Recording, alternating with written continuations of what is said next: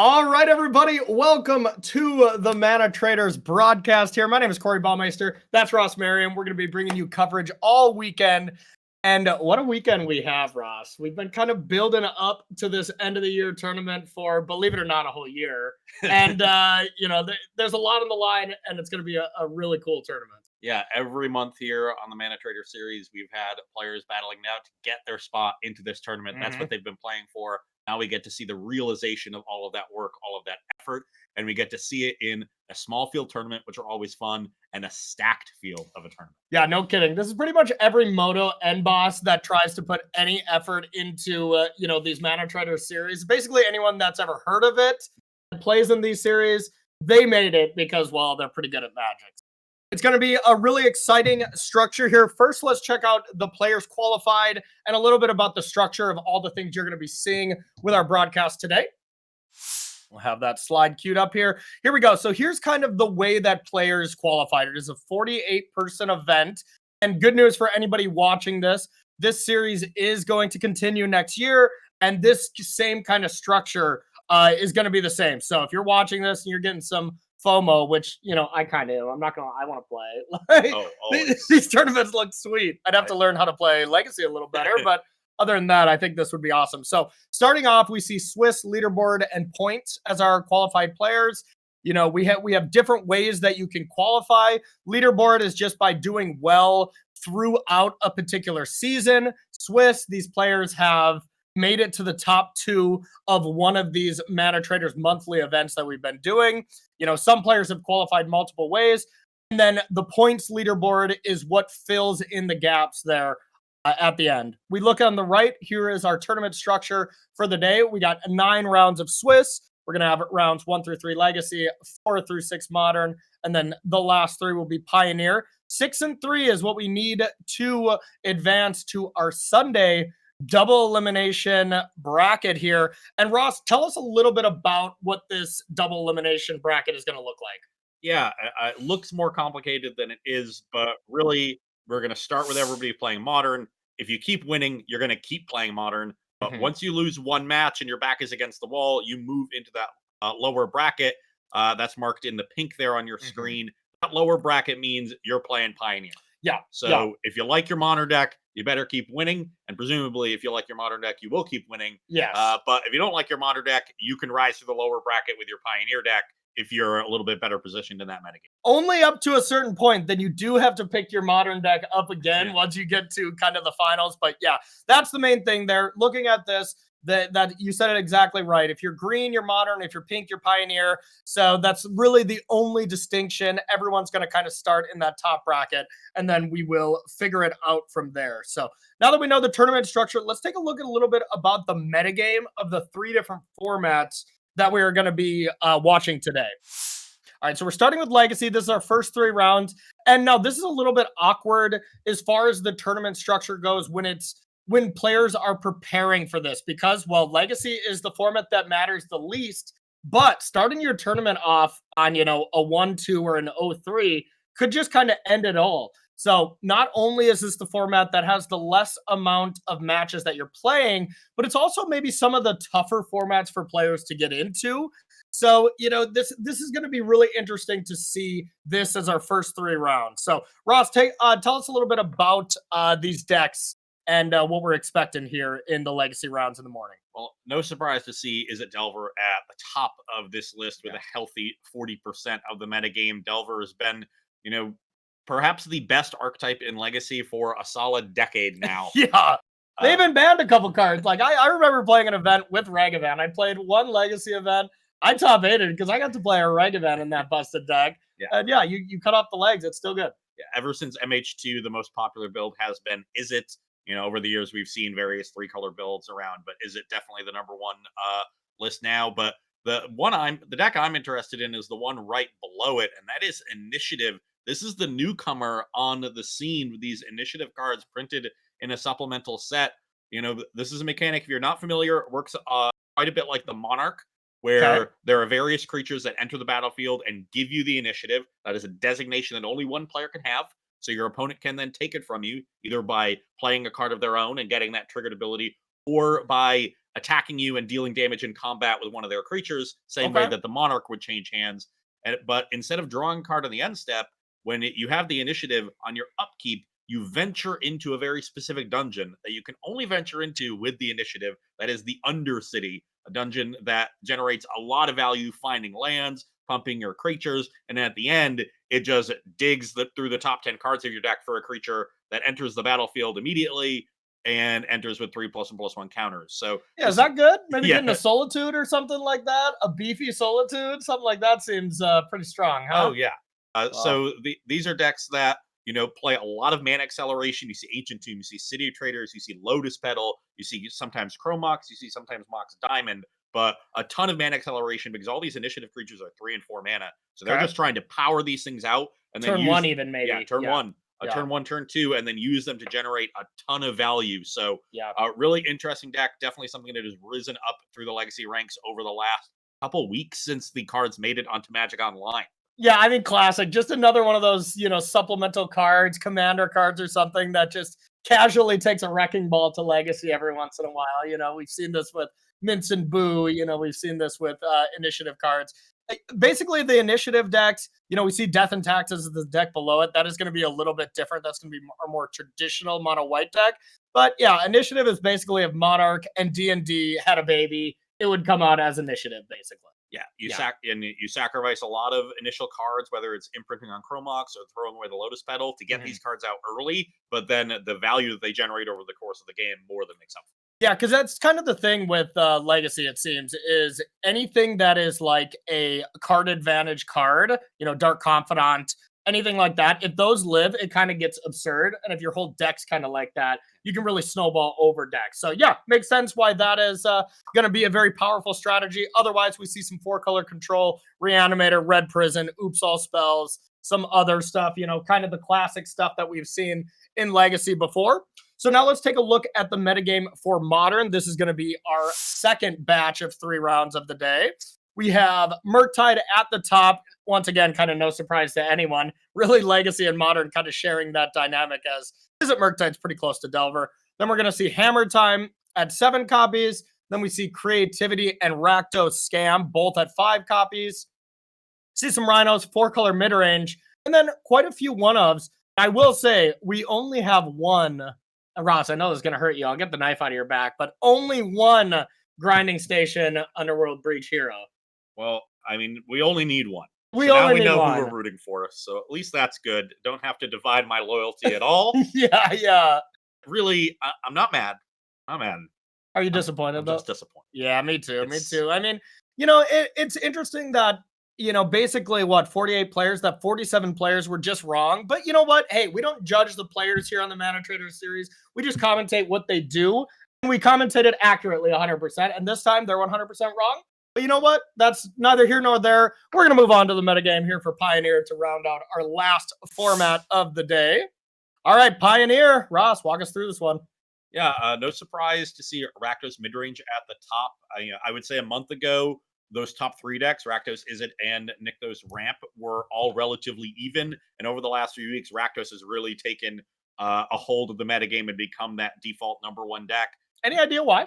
I think essentially it is very good against Izzet, and while for a long time the perception was that it's very bad against Nykthos, it's not quite as bad as people think. Especially if you build your deck, with the right tools and you know how to approach the matchup. Rakdos midrange is definitely the most flexible of those 3 decks. Definitely. And so that makes it a lot better over time. Eventually you figure out how to maximize all those little percentages, and it kind of, creeps up in terms of its equity over the field. The big surprise to me here is it Phoenix in second? That's a deck we've seen fade a lot over the last month, largely due to the increased presence of Rakdos. So I don't know if we had a lot of players who think they have a build that beats Rakdos, which would be really interesting.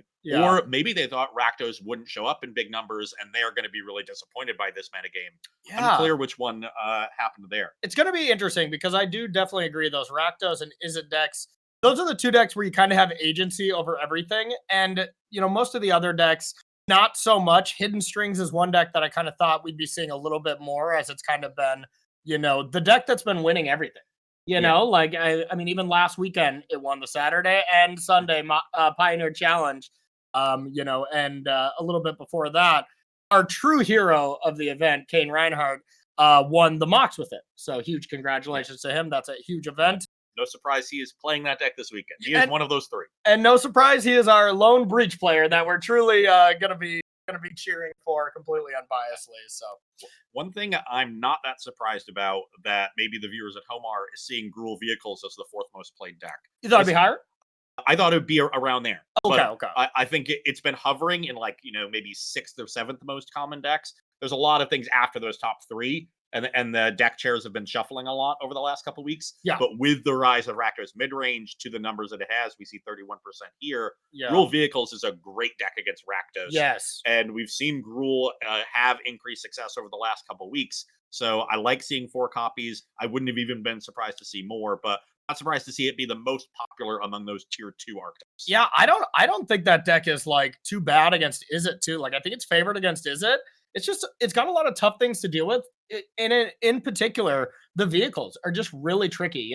Sky Sovereign is not that good against Izzet most of the time, but Azika's Chariot is. And Azika's Chariot can be a problem. Now, Mono Green usually cleans up vehicles, and Hidden Strings has a pretty good vehicles match too. So Gruul being a little bit of a polarizing deck when it comes to the metagame. But we see a little bit less Mono Green than we might otherwise see. So I think overall a pretty good metagame for our 4 Gruul players. Yeah, no kidding. And honestly, pretty good metagames all around here. There's going to be an interesting tournament as far as deck variety. So now we got a little bit of time. Our round is going to be starting here in 1 minute. Players are able to, we'll jump back to us here for a little bit here, Adrian.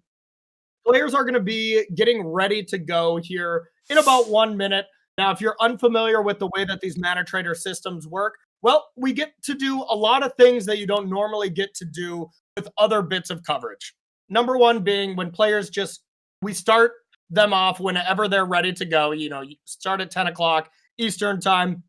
And then whenever the round ends, they just get paired. They go again. We don't want to disrupt the tournament here for our Mana Traders coverage. But the one thing we get to do is just kind of jump in to these Magic Online casual rooms where all these players are at.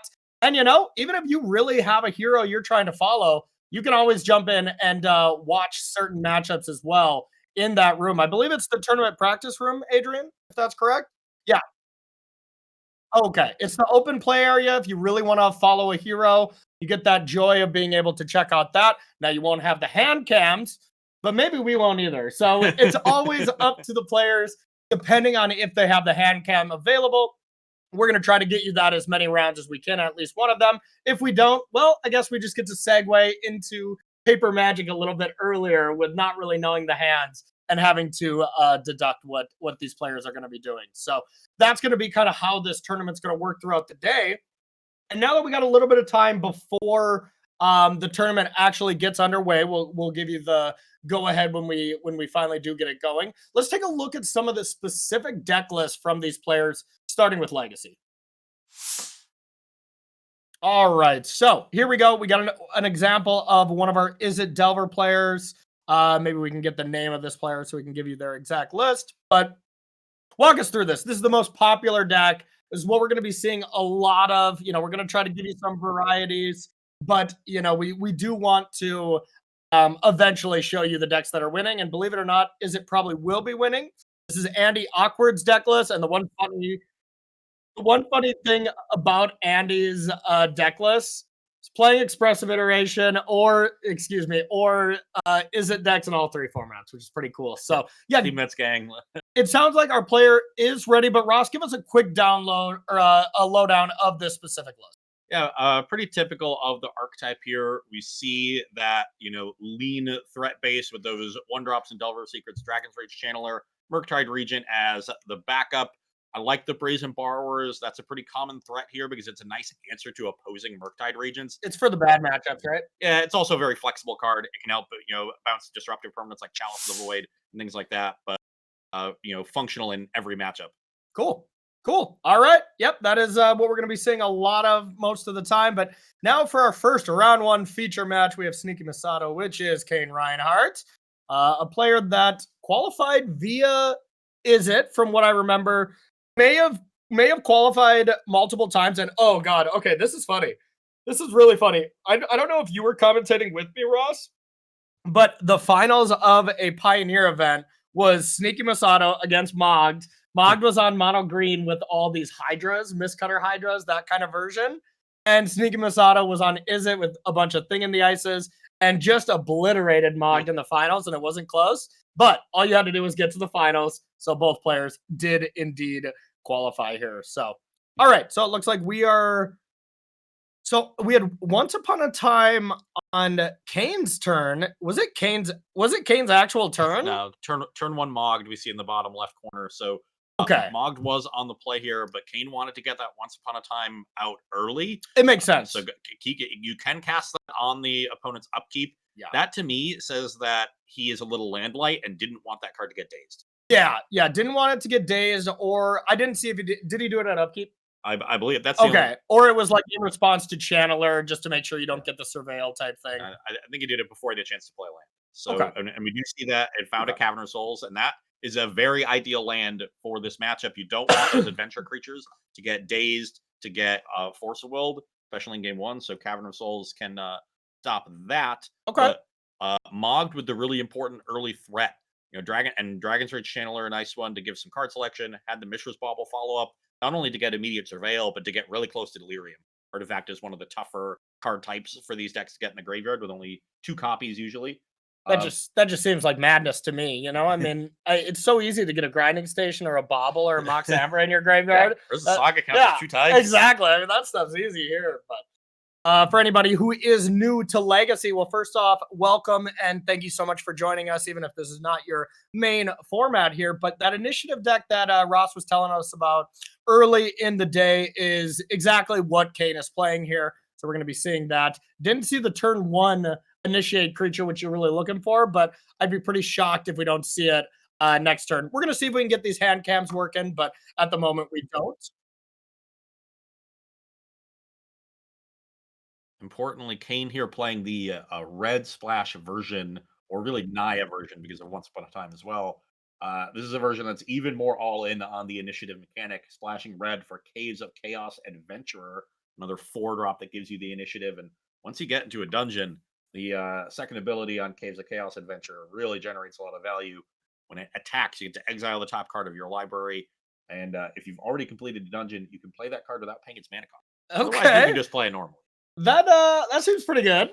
Yeah, it is a 5/3, so a 4-drop vulnerable to Lightning Bolt can be a little rough in this matchup, but just having 12 initiative creatures instead of the 8 gives this deck a bit of a leg up in the initiative mirrors because you're able to just steal initiative with enters the battlefield triggers. Yeah, okay, that's a good point. Yeah, and I mean, getting initiative and going into a dungeon, it's basically, even if it gets lightning bolted immediately, it's almost more than a 2-for-1, because the initiative is definitely material that can translate into a lot of cards, and the adventuring into a dungeon usually translates to the equivalent of a card, sometimes more, sometimes less. Yeah, definitely. So, and that's why it's so important for these Cavern of Souls, because you want to get those creatures into play, start generating that value. The only way to really stop it is counter spells.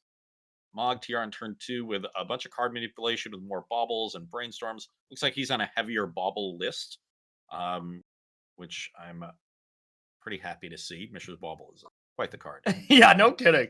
No kidding. Bauble has truly just been the backbone of, I mean, I don't know as much about Legacy, but Modern for sure. It has just been that card that's like quietly gotten so many other cards banned on the back of it, like it's never a card that is deemed ban worthy yet to people, even though I think there's plenty of speculation that might be, low key one of the best cards in the format, but it's just been a part of decks that I've seen so many things banned, going back to Urza days, Urza Oko nonsense, to just a lot of different strategies now that are in the top tier decks. Yeah, especially ones with Dragon's Rage Channel. Yeah, that's pretty good. Pretty good. Okay. So White Plume Adventure, that is the sort of base 3-drop initiative creature here for Kane. So we do see him gain the initiative and go into the Undercity, find a land off of that. But the Dragon's Rage Channeler as a flyer is going to steal the initiative right back. Okay. So now we're going to start to see this kind of battle over who can take control of the initiative and keep it. Yeah. Who is the first person to be able to untap with the initiative and that's going to be a big turning point in this game. It really is, because I mean, you start to prioritize clearing the way of attackers or protecting your creatures above absolutely anything because it comes together with a card. So lightning bolts are now deal 3, draw a card essentially. And this initiative, you get to you just get to venture right away, and then you get to draw the card during the upkeep, right? That's how this works. You when you get the initiative, you venture, and then every upkeep after that. Okay. Yeah, so there we go. Thanks for hovering over that. We're going to take a look at this. First, you search for a land, and you get a little bit of a choice. Kind of choose your own tapped creatures. And the one thing I've been seeing kind of a meme is like, yeah, imagine your day is tough. Imagine being the arena side of the Undercity that gets no love whatsoever. Goading a creature, usually not the biggest deal. No. And importantly here, Mogg able to get the initiative there, but first secret entrance trigger only finds a basic land. They already had their one main deck island on the battlefield, so no value initially there. So I think Kane, recognizing that the island already in play, isn't that concerned with that first trigger for Mogg, as long as he can steal the initiative back. Yep. So the creature dies. Yeah, it's kind of crazy with how much you expect to actually be going in the dungeon yourself, since you're playing against so much initiative decks. You almost consider playing a second island, Well, you do see a second island in Mogg's sideboard. Yeah, I imagine that will be coming in. Because I mean, to be fair, so when I played as a Delver, I can't even say back in my day because it was like a year ago, like that's the last time I played a competitive legacy event, but I did not play a basic. I think my island of choice was a Mystic Sanctuary, but I think this has kind of dictated how decks have to change and evolve a little bit. Okay, well, no follow-up there for Kane means that the initiative is going to stay with Mogged, and choosing to go into the forward side to try to pump up that Dragon's Rage Channeler and a Swords to Plowshares is going to say, no. Exile that one, you only gain 3. Yeah, only gain 3, but does still get to draw a card, and Mogg doesn't have a way to be taking that initiative back by attacking. I guess you get it back if you do indeed play an initiative creature, but that's just for one specific turn. And with Murktide hitting the battlefield, you can then just attack, take the initiative back. So right now, the initiative is solely a negative for Kane Reinhardt, and I think he recognizes that as well and scoops it up. Yeah, I would not be surprised if there wasn't another land there for Kane. We saw him get the Once Upon a Time for that cavern. Yeah. One of those planes came off the first trigger from the Undercity and had one other land, and it probably had some 4-drops in his hand to try to regain the initiative.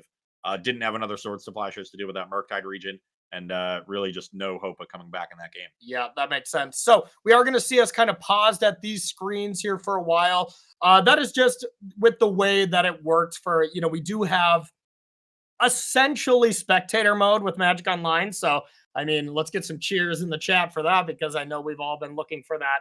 Maybe whenever there's been arena tournaments or something like that. Well, Magic Online has it. There's plenty of things that Magic Online has that Arena definitely does not. This being one of them. But with that being said, we don't have a way of going in and actively looking at them sideboarding. We only get to look once they come back and play. So we'll have a little bit of dead time as the players get ready to see what they're sideboarding. But we can kind of let you know what these players have. So I think as far as Murktide sideboards, they're usually pretty much the same, but walk us through what Mogg has here. Yeah, we mentioned the second basic island. We've got one copy of Rough Tumble, one Hydroblast.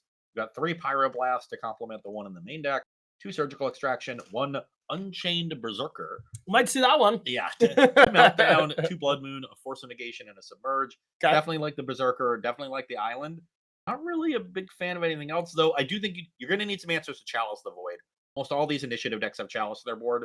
We see Kane has 2 copies. That's probably a low number, but I wouldn't be surprised to see some Meltdowns come in because Chalice is such a high impact card, and you can just blow up things like Mox Diamond. Yeah, that's perfectly fine. Do they have Sagas in this deck? Is that probably not, right? Okay, gotcha. Yeah, so a decent amount of hate for Chalice if needed. Now it becomes the little bit of a mind game between these players because this is an open deckless tournament. So if you only see 2 Chalices, do you bother? I would think it's heavily play draw dependent. I don't think I would bother if I was on the play. I just try to get him dead. And if I was on the draw, I'd probably have a contingency plan because Chalice on 1 is quite devastating. Yeah, you know? back breaking there. So, Yeah. and that's very easy for these decks to cast on turn Yeah. 1 with the Ancient Tombs, City of Traders, and the 0 mana artifacts. That's why I love cards like Abrade for the duality from some of these decks, which we did see in a couple of sideboards of our Delver players. Granted, it's a 2 mana card in Legacy, so you can't really be overdoing it with that. But You've already got Unchained Berserker. yeah, exactly. I mean, Legacy All Star. Legacy, complete all-star right there. But yeah, with all these mono white decks, it makes sense. All right, we are underway. Unfortunately, I see a very sad 4 in Kane's hand now. So Mulligan down to 5, left with Ancient Tomb. A wasteland on top. I forgot how brutal Legacy games can be. Like, all of a sudden, you're just like, all right, you think you're in this game. Let me just kick you and then kick you more until you are just demoralized. Oh, you're down, eh? Yeah. Yeah, we'll see if we can get a repair here if Kane loses, because he is, let me remind everyone, our Breach hero, the only person playing Jeskai Breach. So, yeah, we'll see if our director can, maybe close Mog's client, maybe disconnect an internet. I'm just kidding, everyone. We, of course, do not tamper with any tournament stuff. We just like Underworld Breach quite a lot. And we really just don't understand why the rest of the world doesn't agree with us. I just don't get it. Yeah. Yeah. I mean, it's interesting for an entire population of entire planet to be wrong, but it's just wild stuff.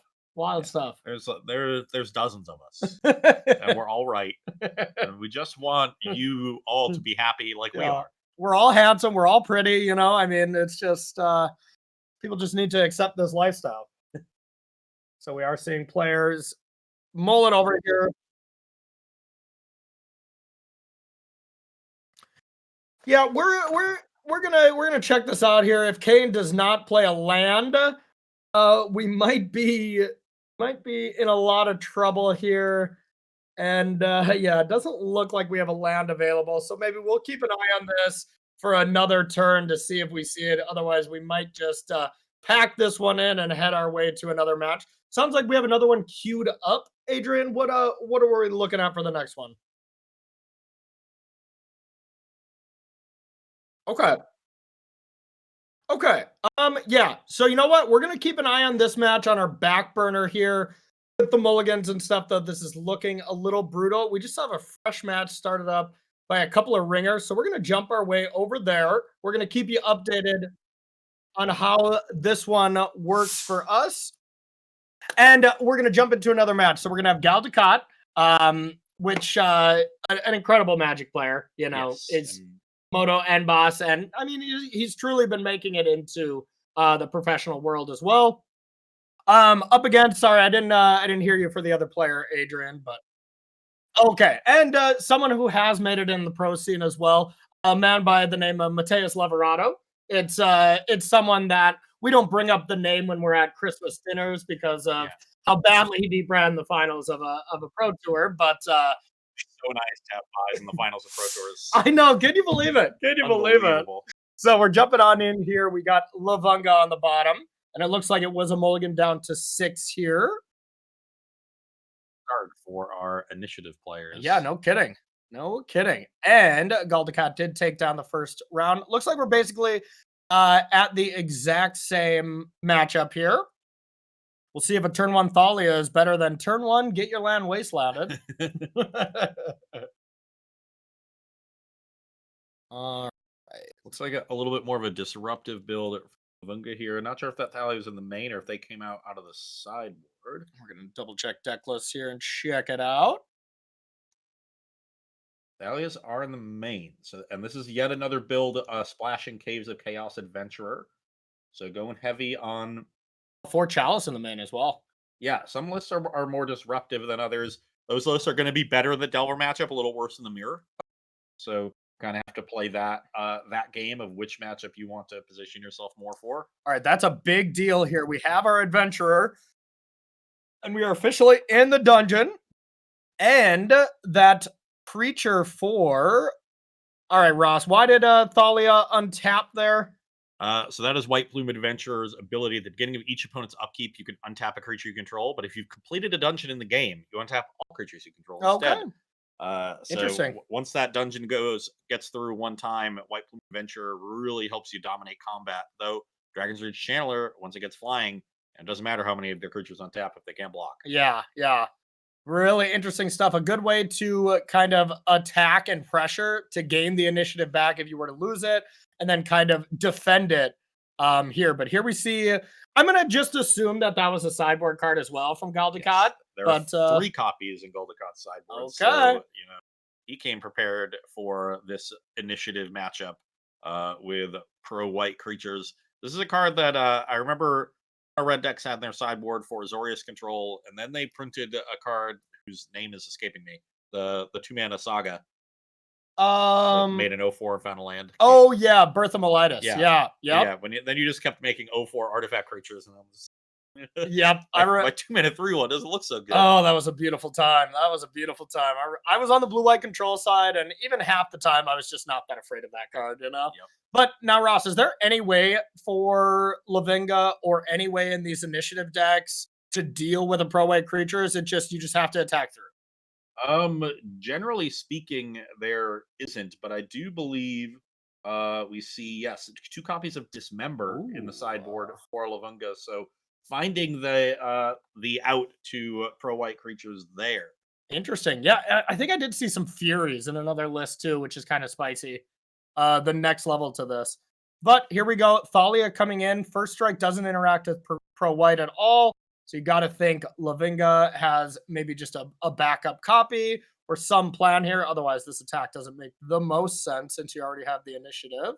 Oh, Ganjo. That'll do it too. Well, you failed the test immediately. Ganjo, a nice land that is definitely not a color identity of white. So awesome. Yeah, lands are colorless. So yeah, sneaky attack there from Lavunga, and Goldecott did not really sniff it out, or maybe felt like they couldn't afford to play around it. Yeah, I mean, what are you gonna do? Just not block with that over and over? All right, so now we are seeing the second part of the dungeon. I believe we're heading into the Forge. This is the adventure trigger. Oh, just the untap. Okay, Yeah. gotcha. Yeah, the initiative trigger happens on your own. Gotcha. We do see we're in the Forge dungeon, though. Maybe we can highlight over that dungeon real quick. Give people a reminder of that one. So next turn, either going to be, target player loses 5 life, or you goad something. It's a trap. and that trap aspect of the Undercity, probably a reason why Goldecott felt compelled to block. I'm about to lose 5 from that. It's not like I can afford to, take a bunch of damage here. And I mean, I don't think we're going to see it because 5 damage is so huge when your opponent's at 12. But like, what does goading a creature do? Like, it just forces DRC to attack, right? Like, which is still decent. I mean, forcing that to attack into 2 creatures where it's probably not going to get through. But that being said, you could just really prioritize flying and try to get it over the top. But either way, whatever way you slice it here, it's looking really good for Mateus Leverato this game. Yeah, had the early creatures to come out ahead, and then the key answer to the sideboard card from Goldecott, really missing the counter spells there to keep those creatures off the battlefield. A daze or a force of will in this game, because there was no Cavern of Souls, would have been really important. Without it, you really see the power of cards like Ancient Tomb and Lotus Petal to power out these really powerful white creatures. Yeah. That being said, it is quite the number with Thalia. Of course you want to get those in play first, but if you start drawing them now and stuff, it gets a little more awkward. Yep, and that's a reason why some of the lists don't play Thalia in their main deck. Some sideboarded, some don't play it at all. There's not a stock list of this archetype yet. People are still really exploring it and trying out a lot of different options. Cool. And one little fun fact about Mateus Leverato, made it to a location where we're actually going to be seeing you at as well. PT1, after his top 8 finish at the RC with Rakdos, and you snuck your way in as well. After a medium day 1, you rallied it off to Q. So congrats to you, Ross. Thank you very much. Looking forward to that. It's going to be sweet. So now we see a Swole Plum. I guess it's already just Plum. I think that's we don't even need to say Swole. We got a Plum Adventurer here attacking along with Athalia, putting Goldecott to 4. This is going to be a tough one. Now, if Lavinga is completely bricked on stuff, it's not so bad, but there's got to be a lot of removal spells here. Yeah, definitely needs something to catch up. And even if he does, the initiative is continuing to generate advantage. So you can't. It's not just about catching up on the battlefield. You got to catch up on the battlefield enough where you can attack and steal the initiative. Yeah. Yep. Brutal stuff. And kind of even on hand sizes here. We see 2 cards for Lavinga, 3 for Goldicott. So I think we're gonna really go. Step one is Got to flip transform this, this Delver. right? Yeah, Yeah. flip a spell. Doesn't flip, so can't really attack through this adventure unless we have a removal spell. And I believe that's 4 toughness as well on this adventure. So, It starts as a 3/3. oh, So it it'd be a starts at a 5/5 3/3. now. Okay, yeah. So 5 to be able to deal with that. I guess maybe some unholy Yeah, heats, there but are they there usually are don't. there are a couple unholy heats in Oh. Gull's list. Crap. Must not have found them there off that expressive iteration. Must not have. And couldn't even be able to cast it with Thalia. So Yeah, brutal stuff there. yeah, Maybe while that we have we're a very good card against expressive iteration. oh yeah. Yeah. It's not fair. It's not fair at all. So maybe we can get a little update from our first match here. I think we all pretty much thought that Kane was done. Maybe our director can give us a little update there for any Kane fans, because yeah, that one wasn't looking too good, but this one's looking pretty nice. This one's looking pretty nice. And we're gonna be going to a game 3 here. I'm getting word they're still playing, which is kind of impressive. Maybe we'll have our director take a peek at that match in the sidebar and see if that one's still looking good. Hmm. Interesting. All right, so we're gonna stay here, but it sounds like they are still kind of battling. So we will apologize to you if we, just missed the greatest comeback of all time. But I can say with all confidence, though, that we can blame our director. It was his idea. So This is gonna be like a couple weeks ago when we turned off the Jazz game. yes, yeah. No kidding. No kidding. That one was pretty wild. So, all right, we'll get game number 3 here ready from these Moto N bosses. Goldicott gonna be on the play. Very important. Makes his dazes much better. Yeah, absolutely. Being on the play is huge here. Just getting a threat down and then being able to point removal spells is quite strong. Yeah, it gives you initiative in the game Wow. in order to gain the initiative. Have you were you up all morning writing that one or Most of the okay. I'm proud of you. night. It went through several hundred drafts. That's the best you came up with, huh? Impressive. All right, looks like we just have another mulligan here from our initiative player. To be fair, I think these decks do mulligan quite a bit because you have to worry about your just play. You have to Yeah. worry about your turn 1 play. It's a really explosive deck, even though it's a mono white deck, which is something you usually don't think of when it comes to explosivity. But it really is trying to just put its best foot forward and From turn one. and try to have a very strong play. So here's Once Upon a Time to start it off. And even if you mulligan 1 or 2 times, the initiative will generate enough Yeah. advantage to overcome. 100%. Good to lead on Once Upon a Time here. I don't recommend it being your second spell. I really don't. Yeah, it doesn't work out Okay. that well. This is the Cavern of Souls. Okay. Is this a chalice? Ooh, looks like a chalice. Chalice on Great one. start. Let's Has see. Days test. one chalice into turn 2 Cavern of Souls. Start casting my Adventure initiative creatures. Yeah, creatures. that's pretty ideal. Now, do these initiative decks take out any white 1-drops? Like, I guess you really only have like swords and stuff, but do you try to cut those or? Well, looking at Lavunga's list, with it being so disruptive with the chalices and tallies in the main, there are no swords in the main deck. There's 2 Wow. in the sideboard. Interesting. So I would imagine those want to come in because dealing with early creatures is important. And a little bit Yeah. of a couple 1-drops through chalices is not a big deal. But Yeah. it looks like they're more pre-sideboarded for this Delver matchup. Okay. And I mean, that's smart. You got to expect a lot of Delver. We see this a lot at Pro Tours, back in the day. And well, I guess I can't even say back in the day now that Pro Tours are back, but you see this a lot at Pro Tours where there's a certain type of format where it looks like heavily dominated by a specific deck. Like a prime example is we think back to like Pro Tour Dominaria when Rakdos midrange was huge. Everyone at the Pro Tour expected it to be huge. That was just, the deck at the time. A lot of players would just come with their teched out list where they're just like pre-boarded for whatever matchup they expect a lot of, and then they'll sideboard for other things, losing, deck advantage against other stuff, but really gaining it in the mirror, which is the deck they expect the most. So you see these heavily metagame lists in these smaller format fields, even more than large ones. Yeah, very good point. Definitely easier to do that in the small field. Really important play here from Goldicott on turn 2.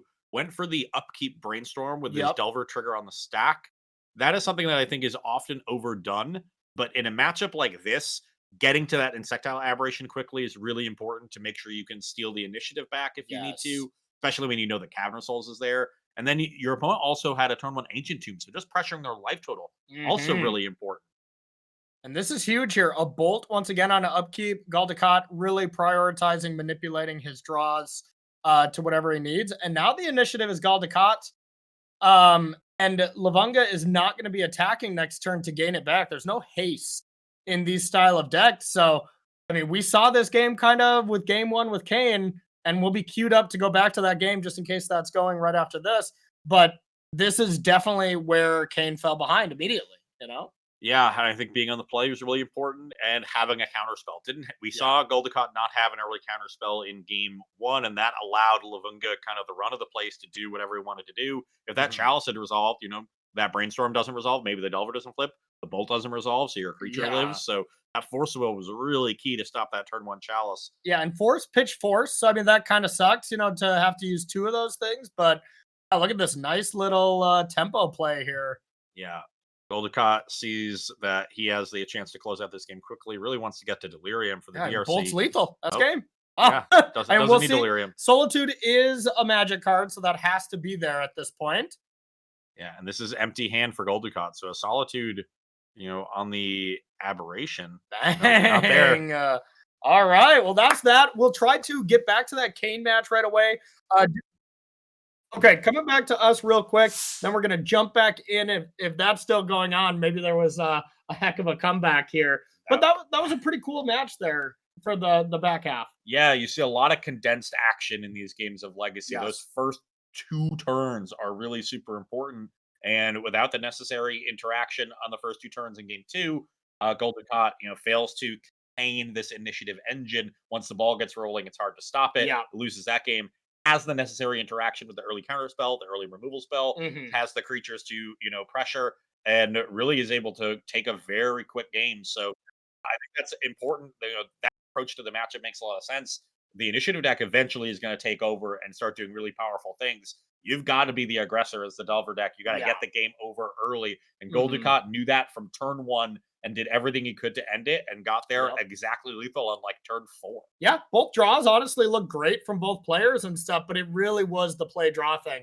And play draw, when you have a bunch of free spells, you would think doesn't matter as much, but it still very much matters when it comes to Legacy. It's still very important, depending on the decks. If you get like a bunch of Uro piles against each other, it's not going to matter as much, but still very important. And you saw no free spells from the initiative side. If there was a Solitude there, that's a game where you could easily come back. You call the 3 from the attack. There's a 1/1, no cards on the other side of the battlefield. You just, play down another initiative creature and you start getting back into it.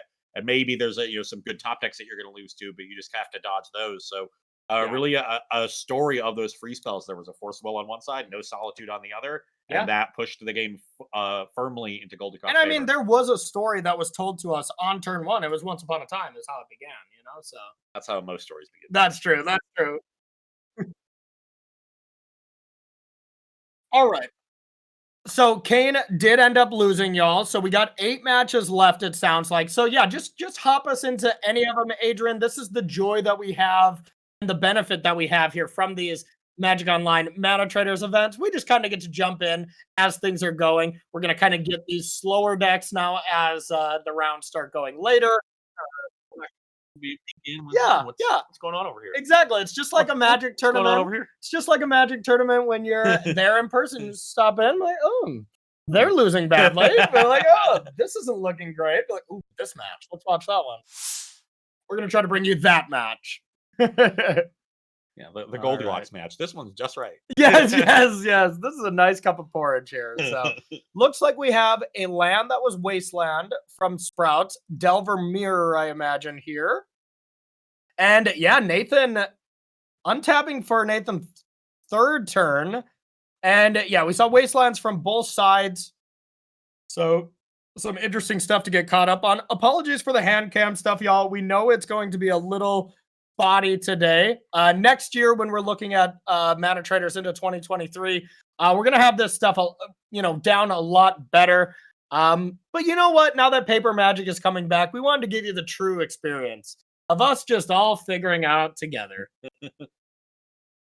And looking at these sideboards, we see our typical pile of Pyroblasts that I'm sure both players have in.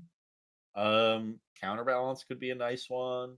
True Name Nemesis, if you think the games are going long, that's on Nathan's side. Yep. On Sprout's side, yeah, it's Counterbalance and Pyroblasts, and All the same kind of stuff, huh? maybe we want a Fury. Well, Fury would be pretty dang good right now here from Sprouts because we just top decked Mystic Sanctuary as our first land to play and at least got an island here. So now you can at least play some stuff. But, red mana is probably what we need for a little bit more removal spells. Hydroblast is at least something. But this definitely feels like the old Mana Screw versus Mana Flood situation. If Sprouts given the time, we'll probably be able to come back into this game. But right now, Nathan is the aggressor. Yeah, and the Hydroblast is going to deal with one of these creatures, but it's dealing with the smallest one, and that's Yeah. the less important one to answer. Really Yeah. needs to get this aberration off the battlefield. Yeah, there's 3 types in the yard, so one expressive iteration would have turned that into just as large of a threat. So still pretty decent, but yeah, you can't really Hydroblast, Pyroblast any blue cards, believe it or not, because that's what it says on the card. But Sprouts will have to be, finding either Murktide regions to be able to hope that they resolve, or ideally get some red cards. But oh man, the true name is coming down. That's probably got to be countered, or this one is done. Yes, the bane of Legacy in 2015 has come back. And it's incredible. I just read that card, like just someone cast it against me, and I picked it up, and they're like, "Yeah, you're gonna want to read that one." And I'm like, "Wait, so I just lose?" And they're like, "Yeah, pretty much." And I'm like, "Oh, cool, Yeah. love it." My favorite. So can I do this to it? No, that's a you thing. It's pro you. But can I do this to it? Yeah, so I No. can hit it with a planeswalker, right? Be like, "No, that involves you." Like, Yeah. Then they gave me the Lion King speech, be like, anything that your cards touch, anything in that area is off limits, Yeah, this game looks to be ending rather quickly. That early Wasteland doing a number on Sprouts here, just stopping them from getting off the ground. Yeah, really brutal stuff. Really brutal stuff. It's always the dream when you turn one Wasteland your opponent that you're gonna get them, and usually it doesn't work that way. They just keep playing lands, and all you've done is sort of delay the game by a turn, which is still fine. Oftentimes, your hand isn't that great, so you want to have some more time to draw out of it. But in this case, just got really everything out of it.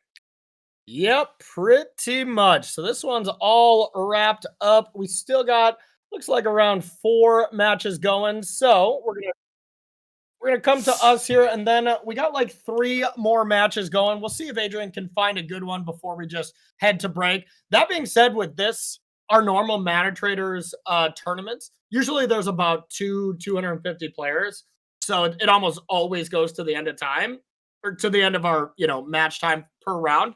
Not necessarily going to happen every round at 48 players. Yeah, it goes a little bit faster. We're 35 minutes in, and there's 3 matches left. Yes, so. Legacy is pretty fast these days too. It reminds me kind of Pioneer, where it's just a lot of ships passing in the night. There's not a ton of interaction, or at least as much as we've seen before, when maybe there were Stoneforge decks were popular, or Miracle strategies. I know these are probably a while ago, but Legacy has kind of shifted, where it's Delver has really forced things into kind of aggressive slants to be able to pressure that kind of deck. Yeah, Delver and the initiative deck. That's a deck that really ends quickly, and even if it doesn't literally end the game, will snowball quickly with this huge advantage. Yeah. Absolutely. So sounds like Bontatina is still playing a match. We'll check out that ringer. God, it's just every round where it's like, God, I bet we're going to be checking out a good Magic player. And then believe it or not, we are. So here we go. Another instance where we're going to see these initiative deck versus a Delver deck. Man, did we just all pick a side? Like all the initiative players line up on one side, all the Delver size player, and you just fight? It's like a middle school dance. Yeah, exactly. So here we are seeing Bontatina not really with a ton going on here. Does have a few more cards, but the initiative is in our top player's favor. We've got an Oblivion Ring style effect on the play. And we see a Daze here, but with 2 mana opens. This just trying to tap Ancient Tomb. Either way, it looks like a desperation play. That's probably not good news for Bontatina fans. Yeah, Patchy looks like they've sort of gotten the engine rolling. As we said, once that ball starts going down the hill, it keeps gaining speed and gaining size, and it's really tough to stop. Yeah, absolutely. Maybe we can resize that moto window so we can see everything. Okay. If you hit the chat thing on the bottom left-hand corner. Yeah. Huh. Cool. So, sometimes classic moto things, the chat bar is just not popping up on this particular map, so maybe players have banned their own chat or something, but we do have that touch of the realm camera there. Not that that's going to be super relevant, but if you do petty theft it or something, you can have a creature come back, which could be big. But look at that swole dungeoner there. It is very big, but 7/8. notably, yeah, still not lethal. And Bontatina can play this Brazen Borrower from exile and steal initiative really right in time before that last room of the dungeon. Well, it looks like I just saw red mana added there, so I think I know we might be going into the dungeon a little bit further here. Yeah. Now, are we going to throw away the pedal or take some damage off the Ancient Tomb? Yeah, it seems like the only way you lose here is by getting cheesed out, with like Brazen Bar or double, triple bolt or something. So I think I'd be pretty incentivized to, just sack the pedal. Because then you're at least at 10. They need 4 bolts. That's just not going to happen. Yeah. But 3, you never know. Now we're going to venture into the Throne of the Dead 3. Oh boy. This is the big one, huh? Spin it. Super Collected Company. Yeah. Also gains hexproof until your next turn, just in Why case you needed not? that. Why not? I mean, I've seen these kind of busted abilities when I film Commander versus, and believe it or not, this is definitely a more Commander-focused card, but cute one here, the Anointed Procession or Anointed Peacekeeper, kind of a Paulo Elite Spellbinder at home, or sometimes a little bit better. I would say we often see Elite Spellbinder in these lists, but actually going for Anointed Peacekeeper instead. Okay.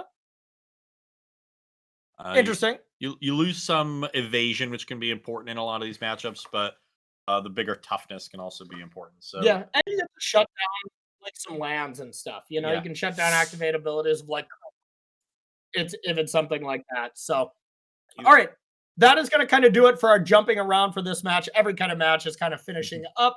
We might only have like one left. So we are going to head to break pretty soon, but a quick reminder to anybody who is seeing some of these decks and really wants to play them for yourself, that code right below me. Wait, it is right there. Hooray! Exclamation point Batch Bros. It's tricky. It's tricky with these mirror images. You're not even close. I'm not even on camera. I don't even know where I am. Yeah. Do you know who you are? Let's get you to the couch, old man. I need a nap. Yeah, absolutely. It's too early. It is too early. But exclamation point Bash Bros in the chat. That will give you a code if you want to follow that link. Enter the code. That'll save you 15% off your first couple months of Mana Trader subscriptions. Best rental service in the land, best code in the land, and something I use quite often. I bet you would as well if you had a computer working. I do. I have several. If you played Magic. All right, everyone. Why play when I can commentate? That's a good point. Yeah, you win all your tournaments anyways when you play, so I can't judge your practice process here by any means. So, all right, everyone, we're going to take ourselves a short little break, but don't go anywhere because right when these Magic Online rounds finish, we jump right in and we'll be right back to being live. So we'll see you in a bit.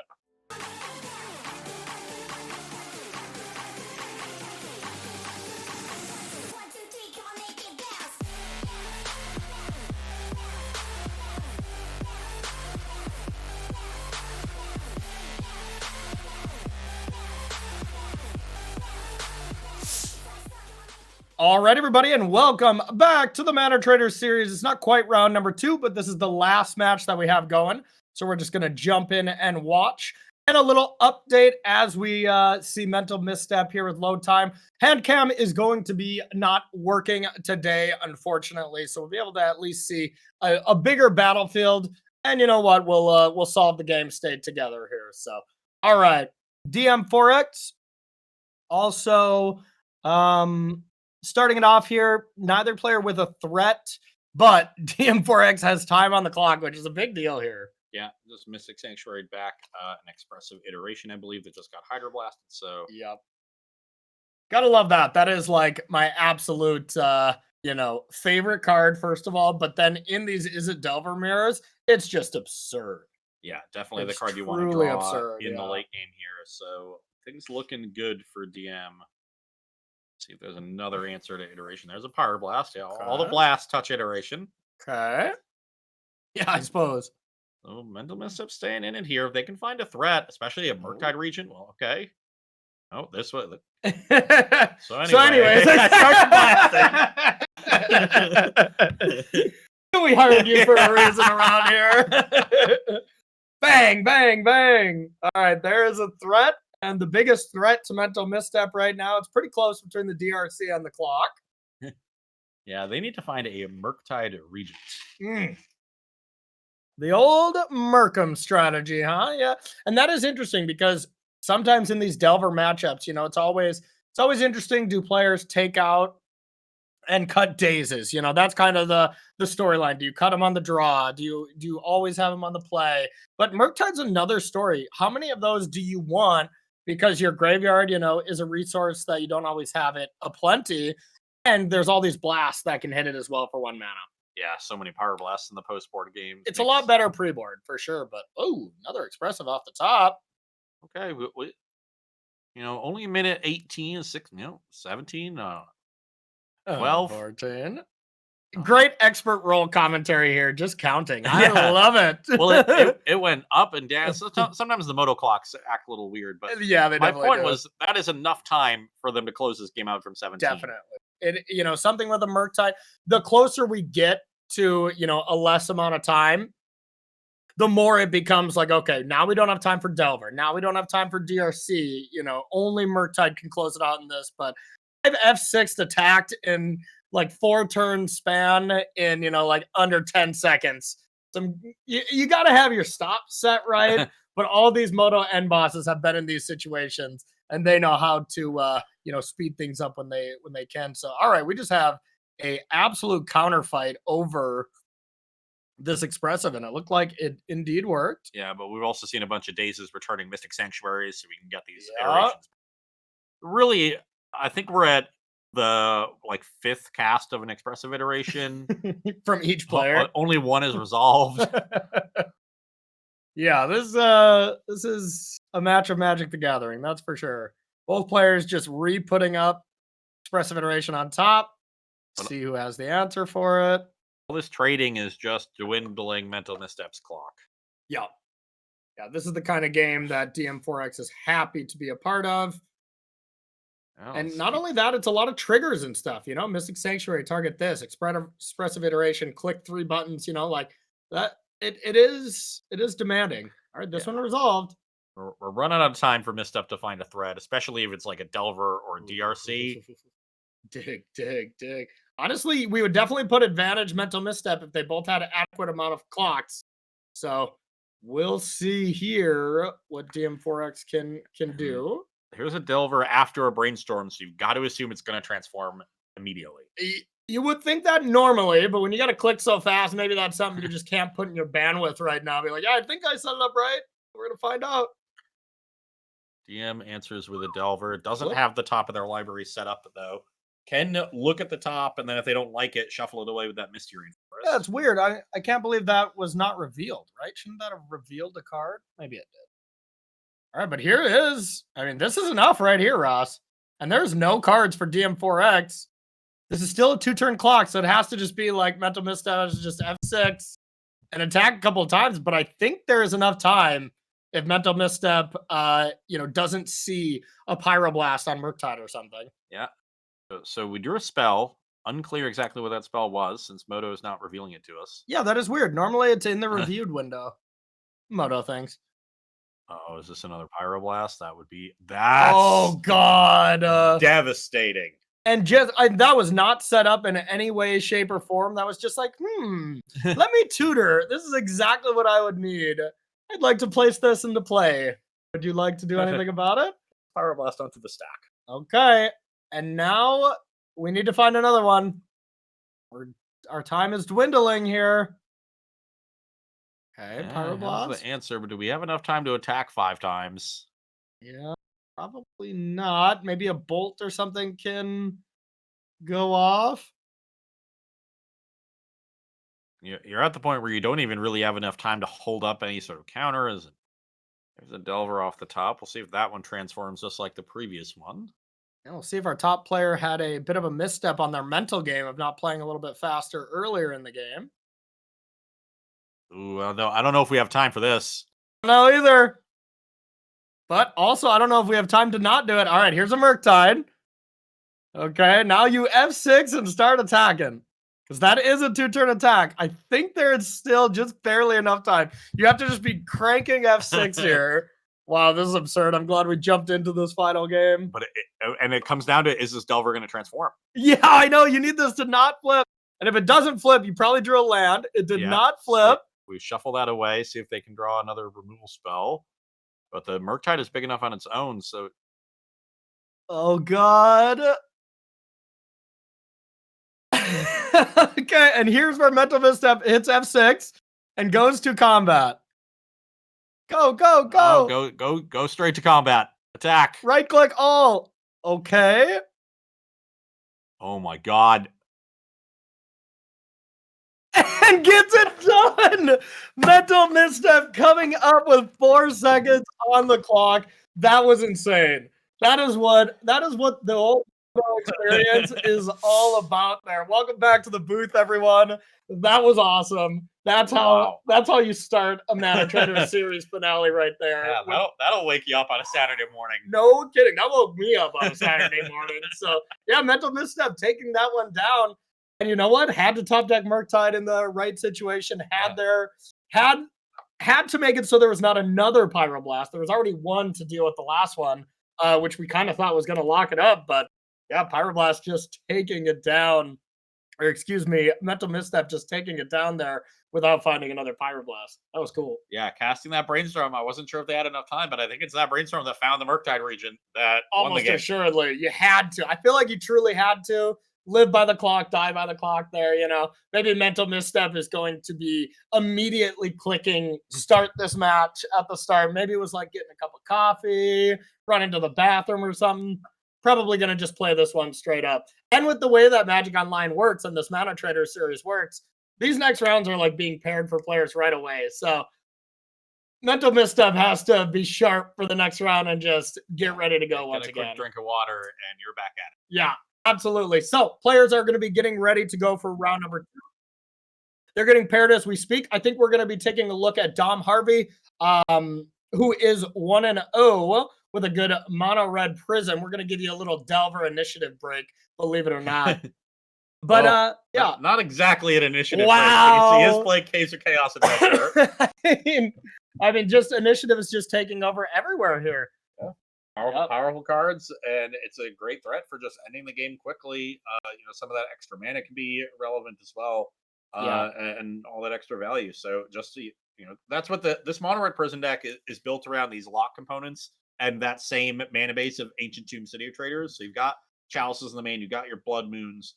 Those are cards that are going to really limit your opponent's ability to just enact their own game plan. Sphere as well, and then it's all about finding whatever individual threats can best complement those lock pieces, Yeah. and you want threats that end the game relatively quickly, but you also want some threats that generate value. And that's what Okay. we see here. Goblin Rattle Master generates a bunch of tokens, so it'll kill you quickly if you don't answer it. If you do answer it, it still leaves behind some pressure. Some material. Yep. Yeah, Fury. This is a good card for clearing up whatever they played before your lock pieces. If you evoke it, but you can hard cast it, it generates a lot of pressure. Yeah. Even some of your lands you can pitch to it. We see Shatter Skull Smashing and stuff like that. It's some lands that you can just pitch to Fury, which is pretty cool.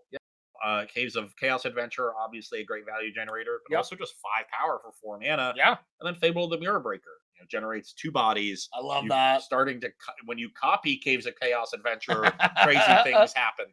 When you Yeah. copy Fury, crazy things happen. Yeah, So, no kidding. yeah, No kidding. a lot of great threats here. I remember back in my day, Which was it a I had to- Wednesday or I had to play this deck with a Rakdos Pit Dragon and Arc Slogger. okay. I vaguely remember what those cards do. Yeah. You don't want to look those cards up. I'm surprised you weren't just always playing a blue Delver deck. Like that seems like your style. I used to be the Chalice of the Void kid. I played a lot of those decks in Yeah. Legacy back in 2008. That's when you didn't have any friends, right? You're playing these style of decks that just make sure that you walk out of a tournament making 0 new friends. You're blood mooning people over and over. And, I cared about walking out with the trophy. yes, that's the only friend you want to make. Yes, Yeah, absolutely. My Okay, trophies are my I like it. So nobody clip that, please. yeah, clip that. That's a good one. That is a good one. So let's take a look. If we got a match ready, Adrian, we can jump on in. Since we do not, let's take a look at some of the other legacy decks from some of our other players. We've seen Initiative. We've seen Delver. Now let's take a look at some other stuff. I believe this is Luis Salvato's list. And yeah, this is a really sweet one here. Ross, walk us through this one. Yeah, this deck is wild. Oh, yeah. We don't really think of Legacy as a format that is conducive to pure control decks because of the diversity of archetypes that are presented to you. Yeah. Especially in the years since Sensei's Divining Top was banned. But that's really what this deck is. And it's the power of Uro, Titan of Nature's Wrath, which we all are aware of, but also a newly printed card, Minskin Boo. Oh, yeah. This card does some dirty things, coming with your hamster friend, making those hamsters big, attacking opposing planeswalkers, sacking it to draw a million cards and kill something. So, and it can be used as your commander. Yes. Let's not forget that very important aspect. And we are allowing, for some reason, Salvado to do that. So he's out in the game. Yeah, sounds about right. Yeah, I think one last thing on this deck, and then we're gonna head into the match. One of our good buddies, Anurag Das, ended up playing a deck like this. It was a Yorion deck, but now it's been condensed a little bit, and he was pretty successful for it. But it does sound like our match is ready, so let's head in to round number 2 here at the Mana Trader Series. Okay, so Dom Harvey is Capricioso at the top of your screen. That's our mono red prison. Okay. Playing against Happy Sandwich. Got to be on Hammer. He always plays Hammer. Well, this is Legacy. All right, it's Initiative. That's the Hammer joke. He did call it Hammer Classic. Classic. I love Happy Sandwich. Yeah, and then take a guess what deck Happy Sandwich is playing in Modern. It is, of course, Hammer. Just put Hammer time for both of them. Honestly, it's pretty close. Happy Sandwich is a Moto grinder that is always at the top tables and top 8 so many Modern challenges with Hammer. But I will say, I think I'm 5-0 against Happy Sandwich online playing Breach.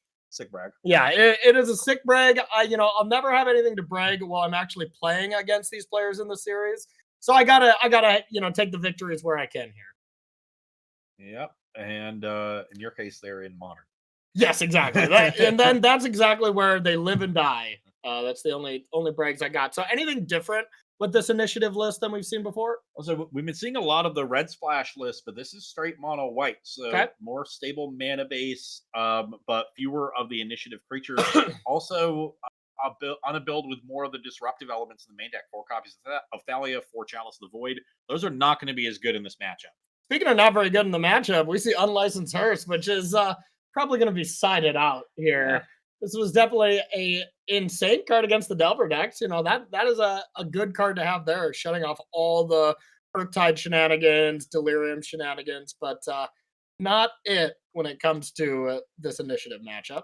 Yeah, but still starting on a Chromox on the play is nice. We'll be able to hopefully play a 3-drop on turn 2, whether it's a Trinisphere or some sort of moon effect. Yeah. And that's the most important part. And this Hearse, given enough time, it'll be a reasonable threat. Yeah, that's true. That's true. And I mean, there's plenty of removal in Happy Sandwich's deck to be able to deal with it at some point. But yeah, it's not nothing. It'll just be nothing for a while. All right, and there is Thalia. Now we're going to see that kind of signature turn from Dom Harvey, and that is just on 3. What are you going to get? Yeah, but Thalia, there's City of Traders. That's actually really important. Yeah, because it lets him play this Fable. I was going to say Thalia really strong here against any of the 3-drops if you just played a regular land. Yeah. Stops you from playing Fable, stops you from playing a Moon, stops you from playing Trinisphere. Also just gobbles up the Goblin token from Rabblemaster if that was the play. So, but the City of Traders allowing a Fable here, really important for Dom on turn 2. Yeah. And City of Traders, yeah, this is not the deal 2. That is just whenever you play another land, get rid of it. Plays Ancient Tomb as well, right? Yeah. These decks just play both. But both these decks are on the full 8 soul lands as they are so often called. Yeah. Incredible. All right, it's dungeon time. This is the seasoned dungeoner. It has got to be the best one, right? Yeah, they've dungeoned a time or 2. Yeah. They're seasoned vet.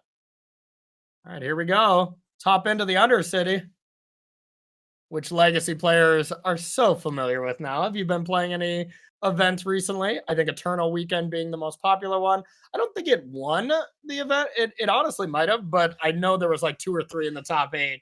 And something Legacy players are probably not exactly used to. Number 3 in the top 8 of Vintage. Really? Yeah. Oh boy, gotta love it. Well, this Fable is going to allow Dom to pitch away some mediocre cards. Chalice of the Void not great here. The Moons are not great. Even the Hearse, Yeah. there was almost reason to just be holding Hearse if Dom had Fable. So maybe drew it, maybe has plenty of other garbage to get rid of, but that's the nice thing about this mono red deck to me and the interaction with Fable is there's so many high variance cards in this mono red deck, but like so many cards that are extremely game ending for your opponent or just really, really bad. And being able to loot those away is good. Oh, never mind. Didn't discover anything. It's great. I do agree with you. This mono red deck is a deck that has been screaming for some card selection for many years, but it's not the kind of deck that can play traditional card draw kind of cards. Yeah. So Fable being a threat and card selection is a perfect. I was like, are we just after all that fabling up the den? But oh boy, Fury ends up being a nice reason to get rid of City of Traders here. The Dungeoner is a 3/4, so we're not going to be able to get the Thalia for free, which does stop the Goblin Shaman token from attacking. Yeah, which is reasonable, but I think the more important card would be that. But yeah, that being said, getting the initiative here is really important. Yeah, now we can put 2 counters on the Thalia, so we can trade with the Fury. We'll maybe play out another creature to be able to keep the Goblin Shaman in check. I think Dom's whole decision point there was to Fury 1 at Thalia, 3 at the Dungeoner, and then attack with Shaman, knowing that Happy Sandwich probably wouldn't block, but then would have a Dungeoner or not, you know? May have been a better play. Kind of depends on what Happy Sandwich has. There's the Adventurer. That's the card that Dom was hoping to see the previous turn. Yeah. So you could clear out both creatures with the Fury. Yes. Instead of the Seasoned Dungeoner. All right, so now we're heading in for Godin. Trying to get this Goblin to attack. So, or that. The thing about this is where Unlicensed Hearse will actually do something if Dom doesn't actually want to attack with Fury, because you can just crew. Yeah. Now, that being said, you want to make sure that Hearse eats the Dungeoner at end step so it doesn't just die, being a 0/0. But basically, I think Happy Sandwich is like, okay, this is my way to trade with Thalia and prevent this whole reflection of Kiki Jiki Fury combo. But if Dom sees it, that play will be taken away by just crewing and then waiting one more turn, and then you get a Fury every turn. And then it's really just a question of, can Happy Sandwich find a removal spell to break that up? Yeah. The reflection plus Furies will dominate the battle. Oh yeah. That'll get it done. Interesting. So either Dom doesn't care to lose Fury, or didn't see that line, or has something else to do with this. Land Fury would be pretty impressive. Oh, has his own initiative card, so steals the initiative here. Okay. Interesting though. Why are we attacking with that Fury there? Any reason why, or is that just maybe not seeing that line? Maybe just really wanted to get the Thalia off the battlefield, but I don't, cast a creature post combat play to land only has one card left in hand, Hmm. so I can't see exactly what the Thalia is doing that is makes it so important. Yeah, me neither. Me neither. Because yeah, that Maybe he has like a Shatter Skull Smashing in hand. because that Shaman just got completely destroyed as well, right? Yeah, it just But got. but the Shaman was needed to cast the Adventurer, so Yeah. that makes sense. And then here's another seasoned Dungeoner, so takes the initiative right back. All right, which room we going into Well, now? Let's we, highlight that dungeon real quick. Let's check out the option. 'Cause this is the cross. You can either draw a card or create a 4/1 black skeleton token with menace. Okay. I'm To the catacombs or to the archives? inclined to make a 4/1. Yeah, me too. I want control of this battlefield. That said, Reflection plus Caves of Chaos is going to allow Dom to take the initiative back every single Over turn. and over. Yeah. And the 5/3 can also attack the copy, and that's a 5/3 trampler that trades with anything that Happy Sandwich has. Yeah, and you can regain the initiative back at instant speed with reflection, which is kind of cute. I don't know how much that actually comes up, but So maybe Dom just thought, oh, my plan is to copy this adventure over and over again. I don't really need the Fury. yeah. Yeah, that is reasonable. Because then, if you go for the crew plan, then suddenly your opponent has a 5/3 first striker attacking you the next turn. Mhm. Maybe just didn't want that. Yeah, no, it makes sense.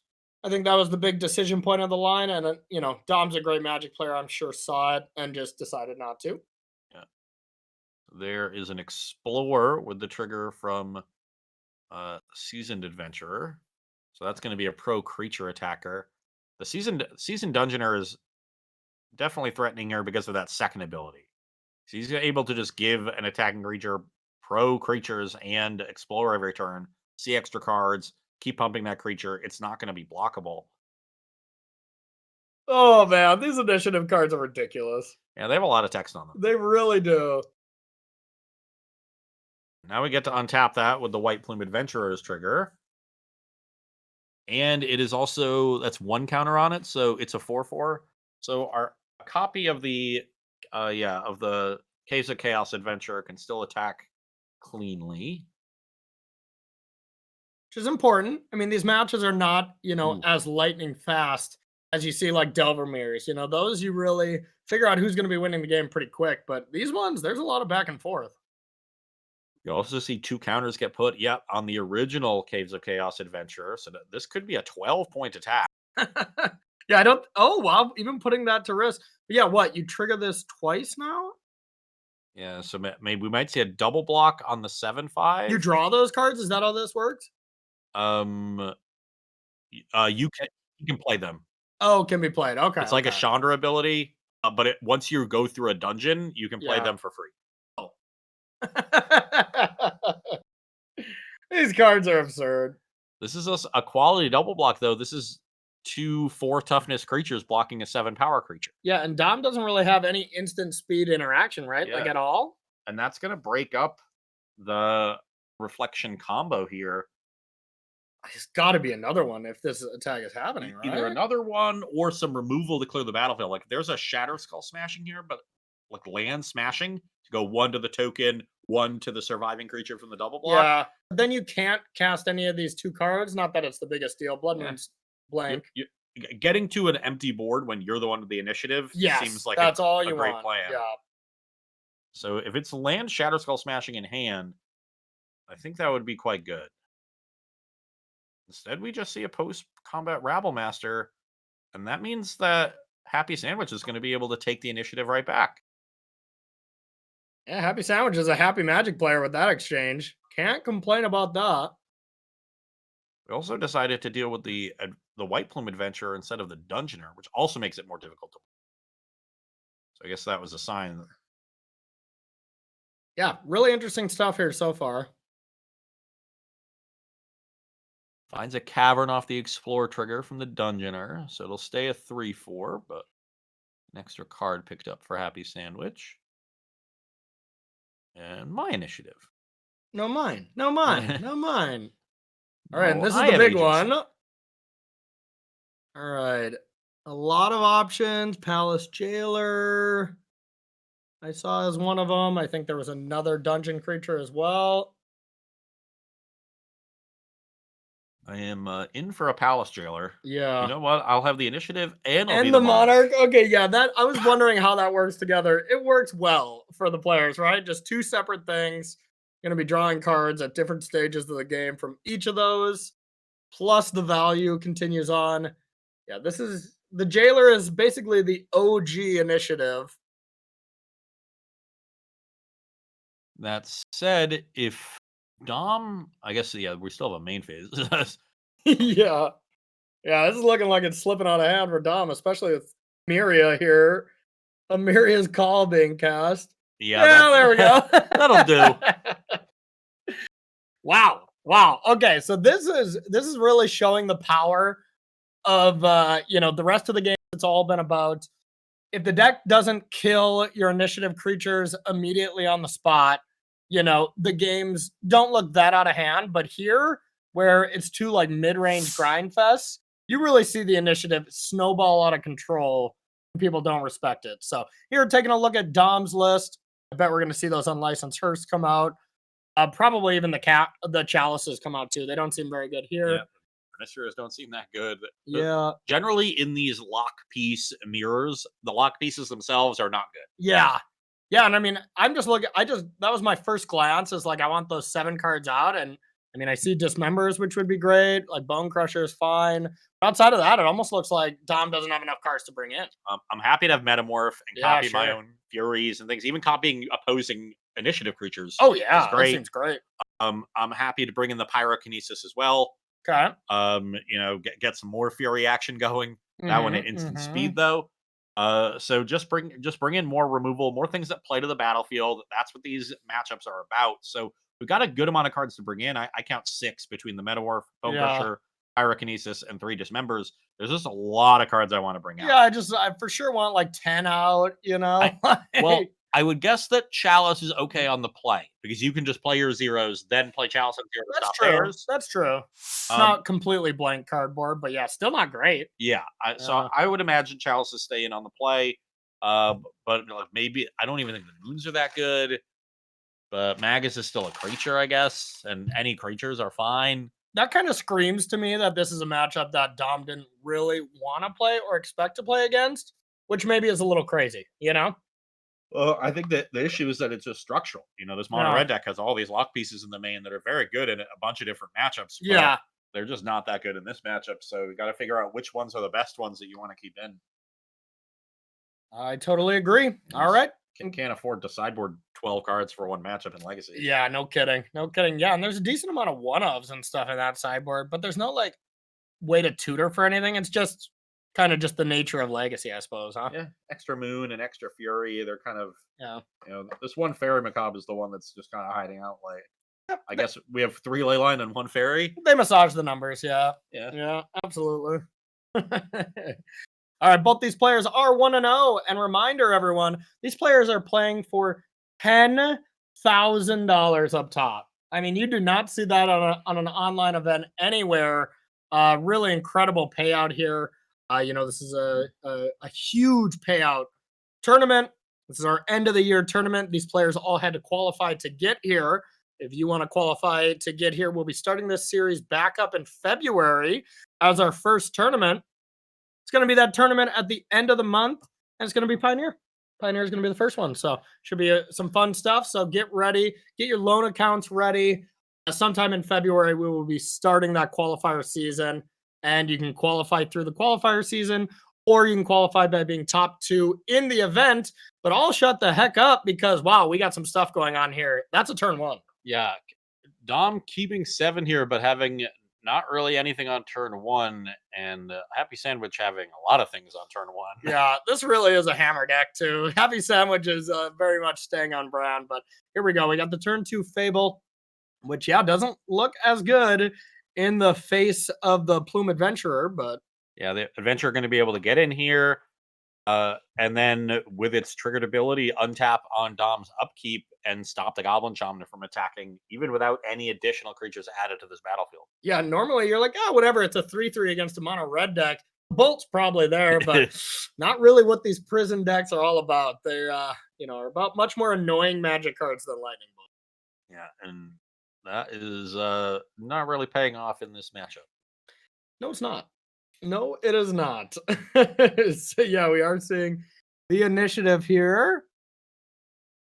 Deciding which side we want to go into. Okay, yeah. Just deciding the side Okay. and just still gathering all this. Be like, oh yeah, we draw at end step, not at the such an interesting card. All right, so we're getting swole. Getting- Oh yeah, I actually didn't notice Happy Sandwich's basic choice, but Yep, love those Odyssey basics. uses the same for modern. They're gorgeous. I love it. I love it. It's just white Taxes style decks. Those were like the train wreck matchups for them. So we'll see how much that has changed, and if these shadow decks can get through this Murktide deck here. Well, they relative to traditional taxes, the initiative decks aren't quite as disruptive. Yeah. They're more put creatures on the battlefield that I'm sure Shadow is happy to play against. You Yeah. snuff that out, walk that with a Baleful Strix, and That's true. and I'll be okay. Yeah, it was a lot more like Skyclaves and stuff that dealt with the shadows themselves. So yeah, that would make sense that Shadow is a lot better against the initiative stuff than it was Taxes. Solitude is still a problem. Yes. Yeah, Solitude on this battlefield, whenever you see 2 Death Shadows, you first think like, oh, how does this work? Well, trust me, they go to 13 and they both die. And no matter what, I don't care what life total you're at, if there are 2 shadows in play, they're going to 13, you're losing them both, and it's going to be bad news bears. That is indeed, but this is an interesting battlefield because that got lethal in the air, but the Baleful Strix will stop it. Yep. And if CBC takes a good amount of damage, then these 2 shadows are lethal on the crackback. So this is a sort of tense board position where either player can really get through right now. If there's one crack found in the armor, the game could end immediately. Exactly, but there's also the situation where you're kind of, one of the players can be baiting that crack, and if you do that, you fall into someone's trap, you lose on the spot. There's no like, I can probably get back from this. This was just a solid turn for my opponent. No, he's like, you're gonna die on the crackback. So players have to really think about this because this is their early tournament on the line. Decides to aim a petty theft at, I imagine, Murktide. Interesting. Okay, looking to, get in there with the 2 shadows. That seems like a great attack in the face of a 3/2. See what kind of response here. Both players relatively low on cards, Yep. but Yeah, if something like a Force of Will is there, and our top player just has to go down to 0 cards and be all in, might be kind of brutal. Just both players thinking out their options. yeah, decides to let this resolve. But gave it a think, which if I'm in CBC seat, I'm thinking there's something there. Yeah. Or it's a big old fat bluff, which I respect as well. All right, we'll see. I imagine we're not going to see a Thoughtseize if we didn't do it pre-combat to get rid of that Murktide. Says no, and we'll see. The Murktide's going to resolve now. Now, it looks like this Murktide is going to be much smaller, though. I think I only see 1 spell in the yard, so making it only a 4/4 doesn't line up too well against 2 4/4s. All right, that will help it out, at least put it out of range. But even 1 dual land to put shadows above range can still get them swole enough. Yeah, and really, even as 4/4, the fact that both these shadows are lethal is going to give Funky Monkey a lot more pause in terms of going for it. You got to be able, if you're going to make a lethal attack a turn or 2 from now, you got to be able to deal with both shadows and the crackback. or be confident that your attack is going to succeed. Yeah, and shadows are just really tough to deal with from Delver because most of the time they get outpaced from Bolt whenever you cast them, or they're like really fast shadows. So just a matchup that might line up pretty poorly for Delver decks and could be a really good choice for CBC. Yeah, there is one copy of Unholy Heat in Funky Monkey's list, so that could be a key card here if they're able to find it. Yeah. And I mean, that'll help for one of them, you know, but. And we got the Murktide here, but Murktide stays at a 5/5 with the iteration adding a second spell. That leaves Funky Monkey's battlefield one short of lethal. 9 life points left for CBC, 8 power for Funky. That gives, more freedom to CBC to be a little bit more aggressive. They've also got Yeah. the Brazen Borrower here. Yeah, big deal to be at 5 because even if we get an all-out attack, it's going to put Funky Monkey down to 2. But then Delver will live, and if Delver was even that 6 power, the Crackback plus Bolt, something like that is very reasonable to consider for a win, but not going to be an option. All right, but CBC looking to do a little bit better, maybe clear the way before we attack from this pesky Murktide. Yeah, Snuff out here would be incredible. Mm-hmm. You have 5. Both the shadows would be extra lethal. Ooh. Oh, your own Murktide. Not bad. That'll work. Bigger than the opposing Murktide. Yeah, and if we're not playing a land from CBC, that is just all spells. All right, maybe we're going to see one of these free spells and another Shadow of Death. All right, this looks like I just amass my battlefield to a very scary point and then say go. Yeah, I don't know how much Funky Monkey has to catch back up. All right, here looks like a daze. Ooh. Okay, their own petty theft. They've got 2 Brazen Borrowers in their list, so that's the first of. Ooh. Yikes. Oh, a huge daze. But then a huge daze back. You don't normally see days being this relevant on turn 9. No kidding. That was an insane daze from Funky Monkey because not only was that a key counterspell, it returned Mystic Sanctuary, which there's not any spells really in the graveyard right now, but something like Bolt, play Mystic Sanctuary, put it on top kind of thing could be really relevant. And there is duels coming in untapped to pump these shadows to 6s and just saying, you know what, I need to attack now because I only have one flying blocker. Both flyers to the yard, which is huge good news for CBC. That's what CBC's days did. Oh, yeah. Return that Watery Grave, pump my Death Shadows. That's a good point. Yeah, I didn't even see that. And yeah, I don't really see from here what Funky Monkey does to catch back up at 7. Nope. If CBC's at 6, you think, oh, maybe I can have 2 bolts and steal this game. But at 7 life, 3 bolts, too much to ask. And Funky Monkey packs it in. That's got to be going, since we're going to another game here, it's got to be players going to game number 3 since we watched, a whole match before this. Players do start on the exact same time, which means that game 1 must have been pretty wild because it was, the entirety of the match that we watched with Tom earlier.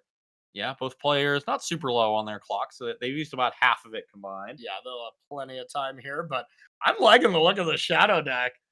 Yeah. If we get CBC to win again, we might have to take a look at this deck again. This is cool. Now looking at sideboards a bit, I see a couple Tree Name Nemesis in Funky Monkey's Nemesises? sideboard. Maybe wants some Pyroblast, but they're certainly worse in this matchup. Yeah. They have Murktide, so you still want them. Yeah. But no Delvers to hit and no iterations to hit. That's the thing is, I'm looking right now, and that sideboard doesn't look truly ready for this kind of matchup. And I mean, that's a big advantage for CBC, is a lot of decks aren't going to be ready for this. Yeah. Whereas CBC gets a Fatal Push, that's a solid removal spell, gets the 4th copy of Baleful Strix, which is great. Mm-hmm. Not much else. Maybe you want probably that other Brazen Borrower, probably, but another Brazen Borrower. So neither player having a ton, but because CBC is the one playing the rogue deck, when I look at the isn't sideboard, I think, oh, you just weren't expecting this deck, you're not prepared. Mm-hmm. When I see a sideboard that isn't overly concerned with Delver, when that's far and away the most popular deck, that tells me like their matchup. Yeah, CBC's like, for sure. I don't need that much. Yeah.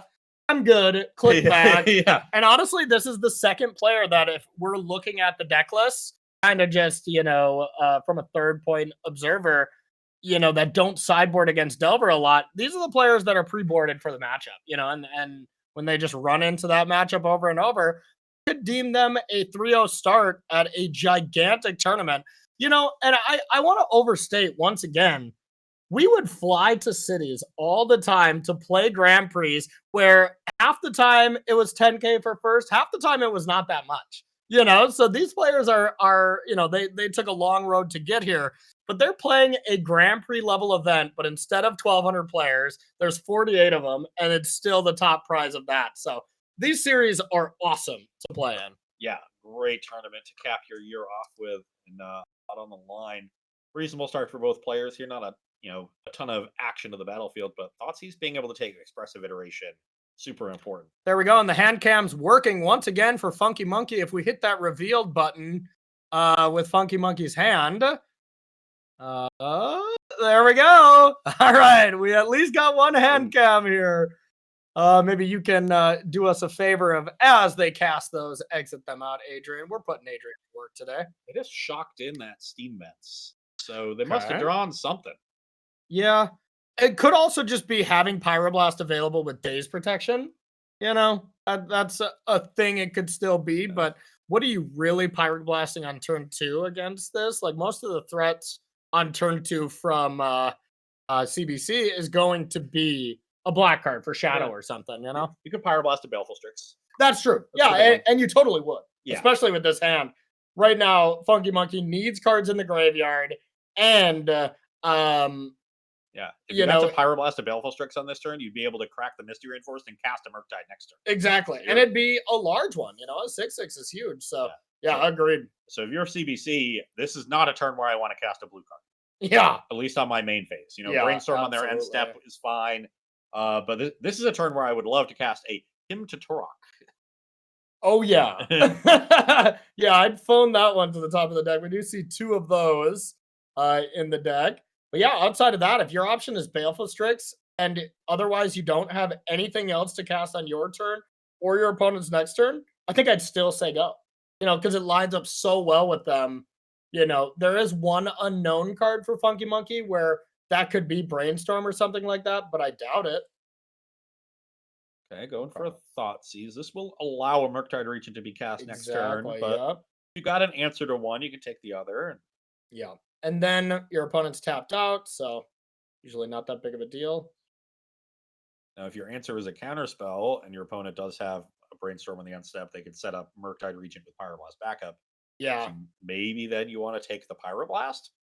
I mean, if I have Baleful Strix, all right, so it looks like they took Pyroblast. Looks like was that another Pyroblast drawn? That's the other card? Oh, okay. Yep. So that is their updated hand here. Maybe another reason to shock. You want to hold up both Pyroblasts? Yeah, definitely possible. They went for something with Force of Will.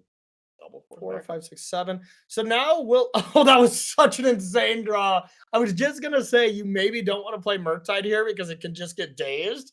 But now you have the Bobble to make sure you can leave up 1 red mana as well. God, Mishra's Bobble's insane. Good magic card. Some people have all the luck. Yeah, I think we will be seeing a Murktide this turn. Maybe. We probably bobbled ourselves, and if there is expressive iteration on top, I'm probably not cracking that. But the thing is you could play Murktide. No, you would have to sack it anyway. So, yeah, I'm guessing that is a bobble on themselves, saw a good card like iteration, and said, yeah, I'll just untap. And, you think of these Delver decks as tempo decks, but in this matchup, both decks are playing at similar speed. You expect the games to go long. So I'm not as concerned about my early development and mana efficiency getting ahead, especially in the post-board games. I want to squeeze out every little bit of value out of every single one of my cards. Agreed. That is definitely what Legacy comes down to with 2 grindy decks like this. All right.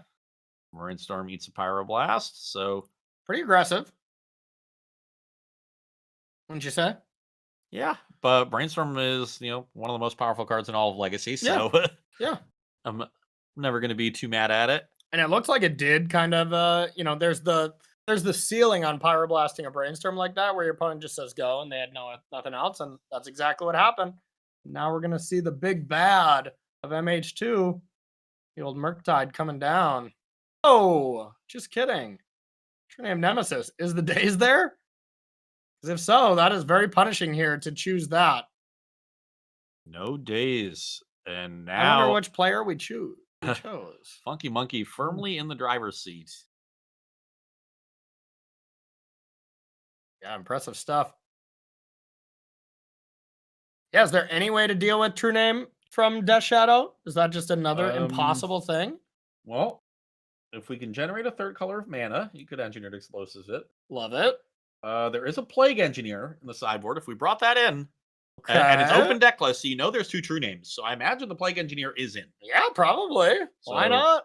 You know, we can Plague Engineer on Merfolk or Rogue, and that will handle it. And All right. Rogue actually stops Brazen Borrowers too, so Oh, Rogue baby. would be a solid name. All right. Well, everything's kind of so far slipping away for CBC. True Name Nemesis hits the battlefield, and then Murktide gets dazed. So, wow. Pyroblasting that Brainstorm, although it looked kind of strange at the time, might have just been the game-winning play.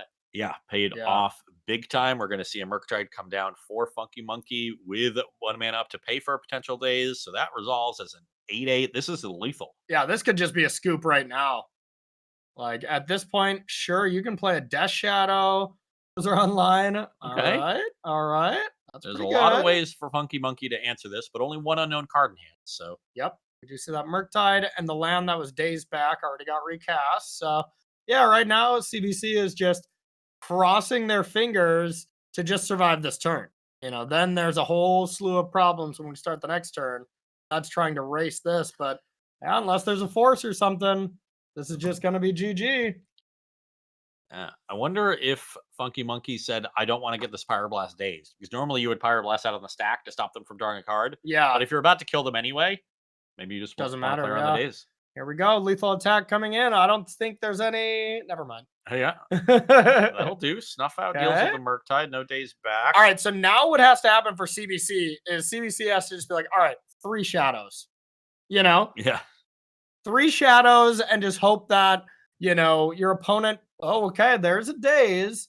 So just the second Murktide left in Funky Monkey's hand. Which can be cast, but if there is like 3 shadows, that's kind of what I'm looking at when you're this far behind. It has to be an extreme like that. The Plague Engineer here would be a good start as well. Yeah. Oh, that would be great too. Yeah. Plague Engineer or a bunch of shadows.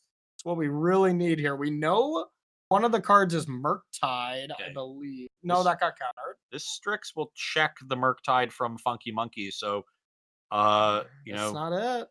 Well, this isn't enough pressure to be able to conceivably win the game next turn, and True Name will win the game on Funky Monkey's next turn without that one of Plague Engineer. So we're down to a 1-outer, and that's if it was even brought in, as far as I'm seeing. Yeah, I think that's where we are too. And even that doesn't get you, fully out of it. Then you've got to fade some draws. You got to fade Lightning Bolt. Yeah. You got to fade removal on the Baleful Strix. Yeah.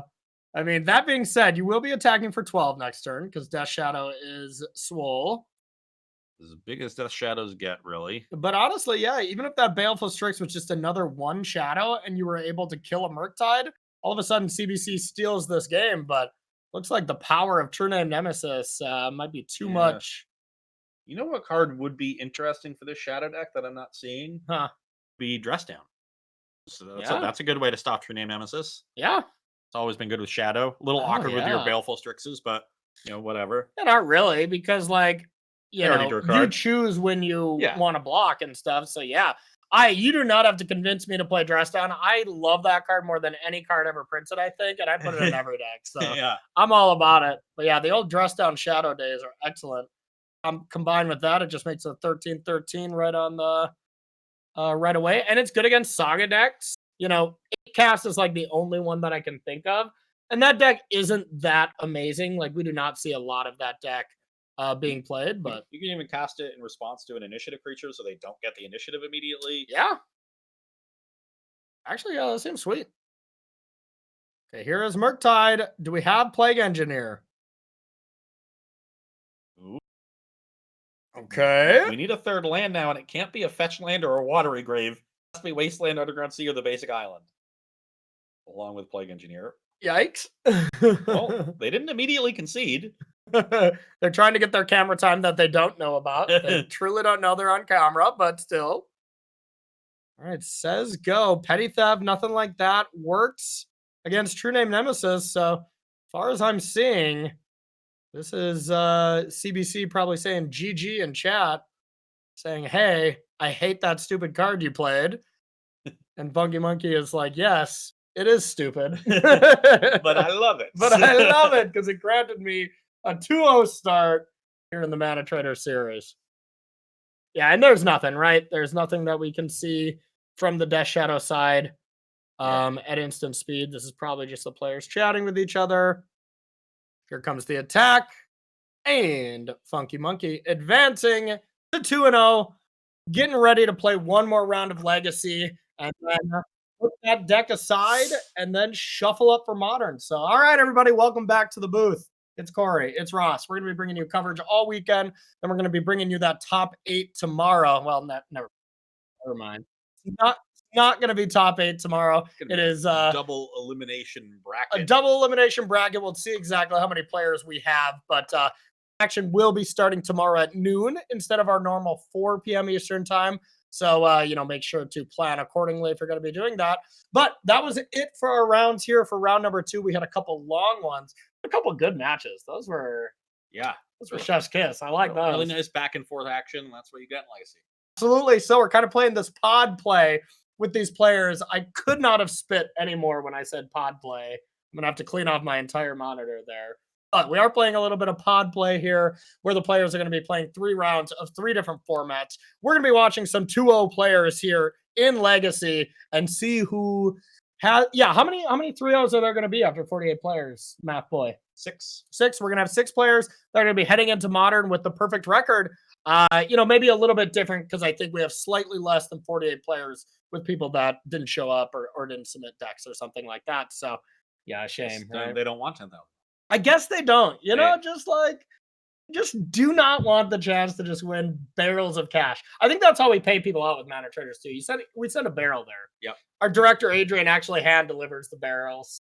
Doesn't matter if it's out of country or anything. That's why we pay him the big bucks. We actually got them used from Barrel of Monkeys. So it's now filled with cash, but it still smells like monkeys. Okay. So when it shows up, it's a barrel of cash that smells like it used to hold a lot of monkeys. So Funky Monkeys would be on theme for taking this down, huh? Yeah, they are really leaning into the theme.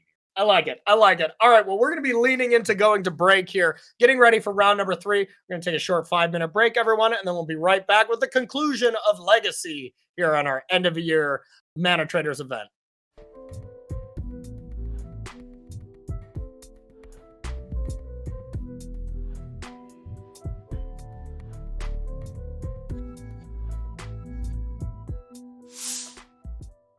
All right, everybody, welcome back to the Mana Trader Series coverage here of our final end of the year tournament. I'm Corey Baumeister. That's Ross Merriam. We'll be bringing you coverage all day and into tomorrow to crown a champion here and give away 10,000 clams. They can be paid in clams as well, but we're highly expecting dollars to be selected as the major form of payment. The clams will also be shipped in a barrel that used to house monkeys. That will be hand delivered by Adrian as well. Yeah, he's got a very weird day's work after this tournament, let me tell you.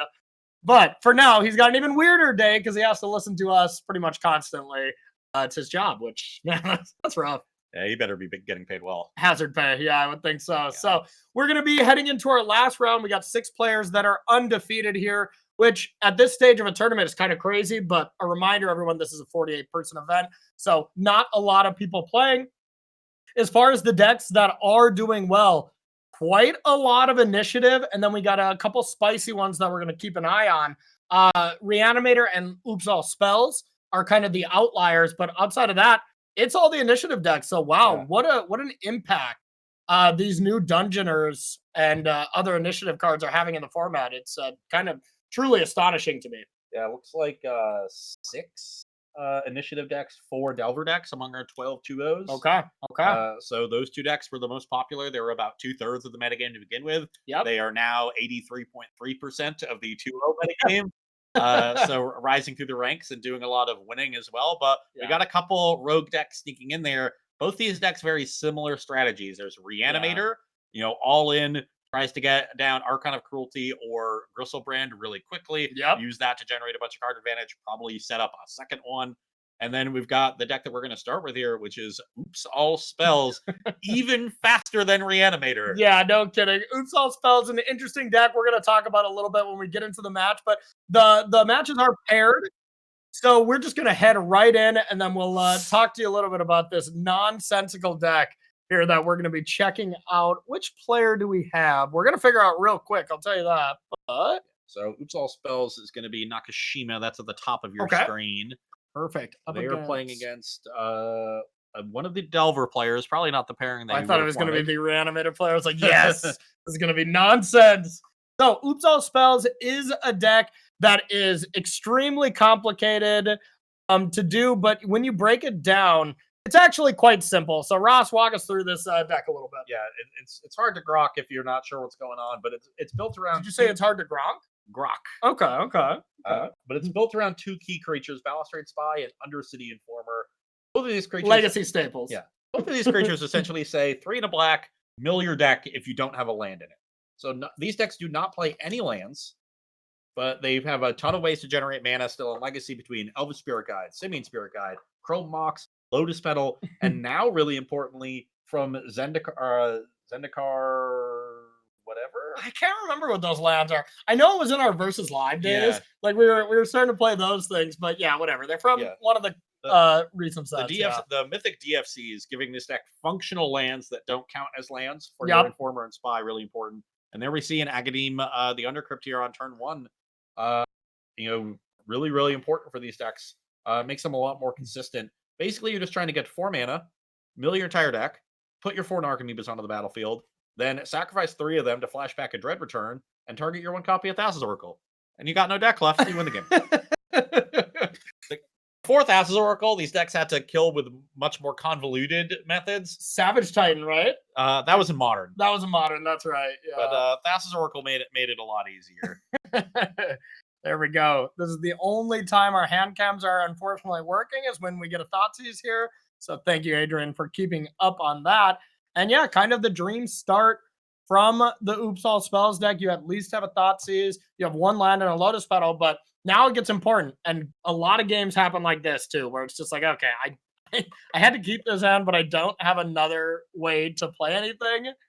And now it becomes kind of some weird subset games. Well, it's possible they don't have enough mana to play on the days that they now know about. Yep. Thoughtseize. Yep. So they've got to wait from there. Like if they just have 1 ritual here and a Balustrade Spy, it's a 4 mana spell. They can't play it through the days, so they got to give the opponent some time. Yeah, that's true. That's true. There are 4 copies of Pact Negation in this deck, so they could be trying to find one of those as well. Or one of my favorite cards of all time, Cabal Therapy. Ooh, that's a nice one. Yeah, that can be a good one against some of the weird ways to stop Thassa's Oracle, like Dress Down. Yeah. So you put 4 Narcomoebas onto the battlefield, sack 1 of them to a Therapy, see if the coast is clear, and then go for your kill. Yeah, to be fair, if the coast isn't clear, they're still going to cast it, and you're probably dead. But yeah. You at least get to know you're dead before you cast it, which I like. All right, we'll see. Is there anything from Nakashima? Nope.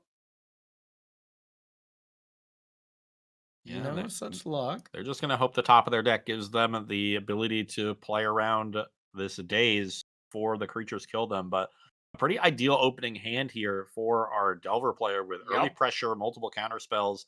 Now, this is open deck list, so they knew the matchup, but this is the exact hand that you're looking for. Yeah, 1 of the early threats and then 2 ways to interact because it's pretty likely you're going to lose 1 to one of the Thoughtseizes and stuff. But yeah, now the pressure is on for Oops All Spells player. And I don't even know who I'm rooting for here. I'm kind of rooting for the deck that isn't Delver. Oops All Spells may be the most frustrating deck to lose to. It's under the vein of like Neoform or, just all these really obnoxious decks that you don't want to lose to. Charbelcher. Yes, Charbelcher. That's another good one. Rakdos Scam. That's another one in Modern that I just hate losing to. They just have some of the draws that are just so over the top. I mean, Oops All Spells, they can just kill you on turn 1 before you get to do anything. That they can. Fun stuff. Wasteland taking out the Agadim, and now I think it's looking a little grim. Yeah, Wasteland, pretty good in this matchup because it'll hit any of the lands. Yeah. It's not bad. Yeah, not bad. But you know what this deck does seem really good against to me? The Oops All Spells deck? Initiative. Initiative. Yeah. It seems great against it. You know, the one deck flaw, okay, it can't be a deck flaw, but if you initiate, if you take the initiative from the Oops All Spell side, you don't have that basic to search for chapter one. You could, but that might ruin your entire deck, and I wouldn't recommend it. But Oh, you just get the initiative first, get it out of your deck, and now you're all set. love it, love it. All right, so I'm pretty sure we're just in the garbage time here. You know, at least our top player has to have a bunch of rituals to have a good chance at this. We will see. But yeah, it's gonna be really tough here outside of a ton of rituals. But you have to just go for it now and hope there's not a lightning bolt to just end this game. And you know, still being on one life, the game is not over until we see this turn. This means the DFC lands are turned off effectively. Yeah, so it has to be all rituals. Yeah. Some spirit guides would help here. Yep. You're going to need a spirit guide to just get the first ritual past the days. Yes. Yeah, we still know there's days. That's the only face-up card that we know, I believe, from our Delver players. All right. Okay. Start with the Chromox. Yeah, that one. But you got plenty of mobile double phase cards to pitch here. That was a Thoughtseize. Yeah, that one's not a great one to cast at one life. Not the best. Although you do still get to look at your opponent's hand to get one last thing of life. They're just like, you wouldn't dare daze that, would you? And if there's two rituals here, this game is still done. Like ritual to pay for days. Do we have a spirit guide? We need two spirit guides, though, Yeah. don't we? Yeah. Yeah, I guess you need one to. Okay, Okay. there's a Pact of Negation. Now we need one spirit guide. And of course, for there to be nothing from the Delver side anymore. Oh, all right, now we need two spirit guides. It's still not over yet. Two spirit guides are a pact and a spirit guide. There are 2 cards left there. Yeah. And once again, there can't be another days. All right. Jig us up. I do like the fact that we don't know perfect hands for the suspense aspect, because that is pretty nice. So yeah, there's going to be one key turn in these games, and either Nakashima is going to win or he's not going to win, and that means the game's over the other way. Exactly, absolutely. So yeah, really cool deck. Now let's take a look at the sideboard here from these players. See if there's anything that can really be brought in. From the Delver side, I guess we got the Oops All Spells deck. Nice. A couple Goblin Charbelchers in the sideboard, so that's against graveyard hate, so you can win outside of the graveyard. Xantid Swarm is an interesting one if you think your opponent's going to bring out all their removal. Now, of course, I know what that card does of my years of Legacy playing, but for the rest of the class, why don't you tell us what that one does? Xantid Swarm is a rare, originally printed in the set Scourge. Okay. It's a single green mana for a 0/1 with flying. And naturally, whenever it attacks, your opponents cannot play spells for the rest of the turn. That's good against spells that would counter target spells. Yes. For instance, if that card was attacking that last turn, that would have boded quite well for Oops All. Yeah. So I imagine Xantid Swarm is a strong option. I don't think we'll see the Slaughter Packs. That's more for things like Thalia and disruptive creatures, because you often don't have the 3 mana to pay in this deck, so it's not really there to deal with things like Delver of Secrets. Or like Containment Priest and stuff like that. Does that shut down this deck? Containment Priest will shut down Thassa's Oracle and Dread Return. Yeah, okay. But you can belch around that. Looking at the Delver sideboard, though, the blasts are not really going to do much. Like, you could Pyroblast a Pact of Negation, but that doesn't seem worth it. Surgical Extraction is excellent. Is good because the Narcomoebas that you need to Dread Return the Thassa's Oracle trigger, and then you can either exile the Narcomoebas or you can just exile the Thoracle. Yeah, because I mean the Dread Return stacks as well when you target the Thoracle. So Surgical is going to be a slam dunk. So I imagine the presence of Surgicals means that that's another reason you want Xantid Swarm. Xantid Swarm to stop that, and you might want the Belchers as well to get around those. Counterbalance seems pretty good. Oh my god, are we getting a hand cam back from the Brink of Death? We also got 2 copies of Force Negation. All right. Let's all celebrate and chat. Let's drop your anti-Ross emotes if you got them, if you subscribe to Corey B _MTG, or if not, I suppose you can just celebrate with other less cool emotes, but And we see a hand here from is a Delver that gets mulligan. There's a hand with no disruption. Had a lot of cheap creatures, had a wasteland, but no counter spells. And now we've got a hand that we got some dazes, we got a ponder, but no cheap creature. yeah. And interestingly, we see a lightning bolt as well. So open deckless sees the Xanath swarms there in the board and says, I gotta keep in some removal to deal with these Yeah, swarms. or even keeping some pressure, like a way to close out games a little faster. I think that's always interesting. So we do see both players mulligan, but our bottom player mulliganing down to 5 with a pretty medium hand. And it's insect time. The clock begins. Well, that Xanath swarm being cast off of a pedal, which makes this bolt even bigger feel bad. Yeah, yeah. And no land. What is going on in this oops all spells? They only have 8 playable lands in the deck. Yeah, Right? that's It's true. only that's true. Agadeem and Turn Timber. Yeah. Yeah, maybe Nakashima was all ready to go for next turn, but now might have to just go for it anyways and probably get wrecked by a daze, you know? Because Yeah. the longer you wait against this deck, when you don't have a clear plan of like land, Thoughtseize, land, Cabal Ritual, anything like that, the worse it can get. That's not the best target for daze because it doesn't imprint, on the stack. If it imprinted on the stack, that'd be nice. But There's a Cabal Ritual into a Dark Ritual. We'll see if they want to daze this one, because if yeah, there's another ritual after this, the daze might be dead. yeah. We're... Oh, this is gonna be such a good daze. Would you like to pay 1? No, you would not. Are we gonna get a shame concede? I think if I was playing like on the ladder, that's just shame concede, get me out of this matchup. But instead, looks like Nakashima is going to just sit there and wallow in his misery there. And there's a Forcible off the top, so you got the next wave handled whenever that wave comes. It could Probably be in 8 turns from now. Yeah. Oh boy, yeah. Strangely, this Delver matchup doesn't seem that good for the Oops All Spell decks. At least hasn't looked great. But man, another polarizing deck where you think about the initiative, there's nothing the initiative deck was doing to that. They were going to lose on the spot on turn 2, Yeah. Maybe even turn 1. I don't know. You never know. The sideboard would be a little different, so you wouldn't see the swarm and stuff. But The awkward decision from Nakashima's side there is if they had all the mana from their opening hand, if they didn't top deck any of it, they could have potentially gone for Belcher on turn 1, undazable, but Yeah. you would have not played around Forcible or Force of Negation. yeah, So they went to play around it and instead walked themselves into exactly Bolt plus Daze. yes. And that's what their opponent had, unfortunately. Yeah, honestly, that would be one of those scenarios where if we had perfect hand information, where we would all probably say Just put people 4 that Taxing Probes in my deck, please. no, not even that, but just like we would look at these hands and be like, wow, why would Nakashima do this? This is such a punt. And it's like, it's not. You're Yeah. playing around the fact that you don't think your opponent's going to leave in Lightning Bolt against your combo deck where it doesn't really interact. Now, granted, open deck list, I guarantee Nakashima on the ladder gets away with that kind of thing a lot more, because it's unknown deck list for a Moto challenge kind of thing.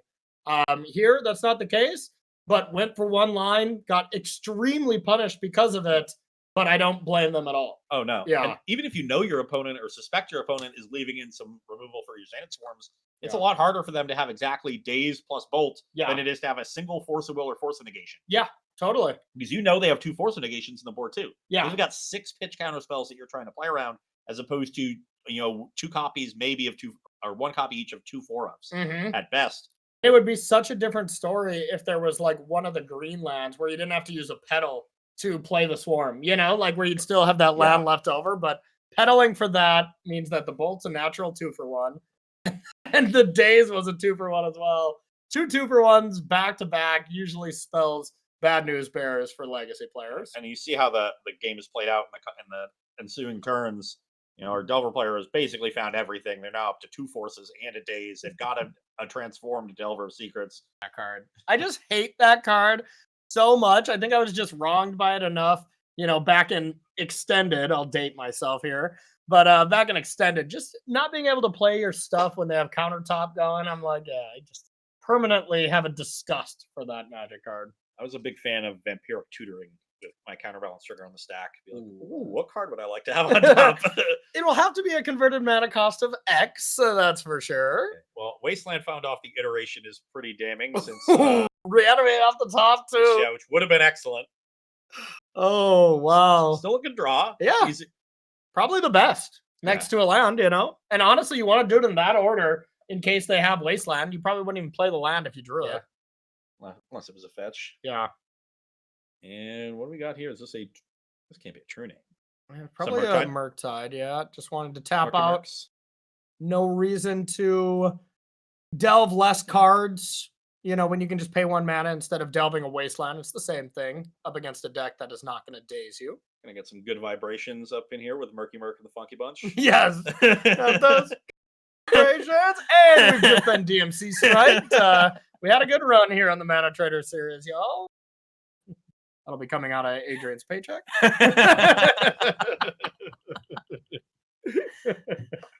Don't worry, Adrian. It only costs $8,000. Exactly. That's the only form of revenue that they still have going with Marky Mark and the Funky Bunch. Yeah. So another Griselbrand off the top. That ain't it. Not going to do much help. And this attack with a Murktide Regent, it's a 7/7. It's going to get you to 9. Reanimate on a Griselbrand is going to put you to 1. So if you draw a fetch land, you can no longer reanimate the Griselbrand. Yeah, you can no longer reanimate. Yeah, you just lose life playing it, and then just completely put the idea of activating Griselbrand out of your head. That's for sure.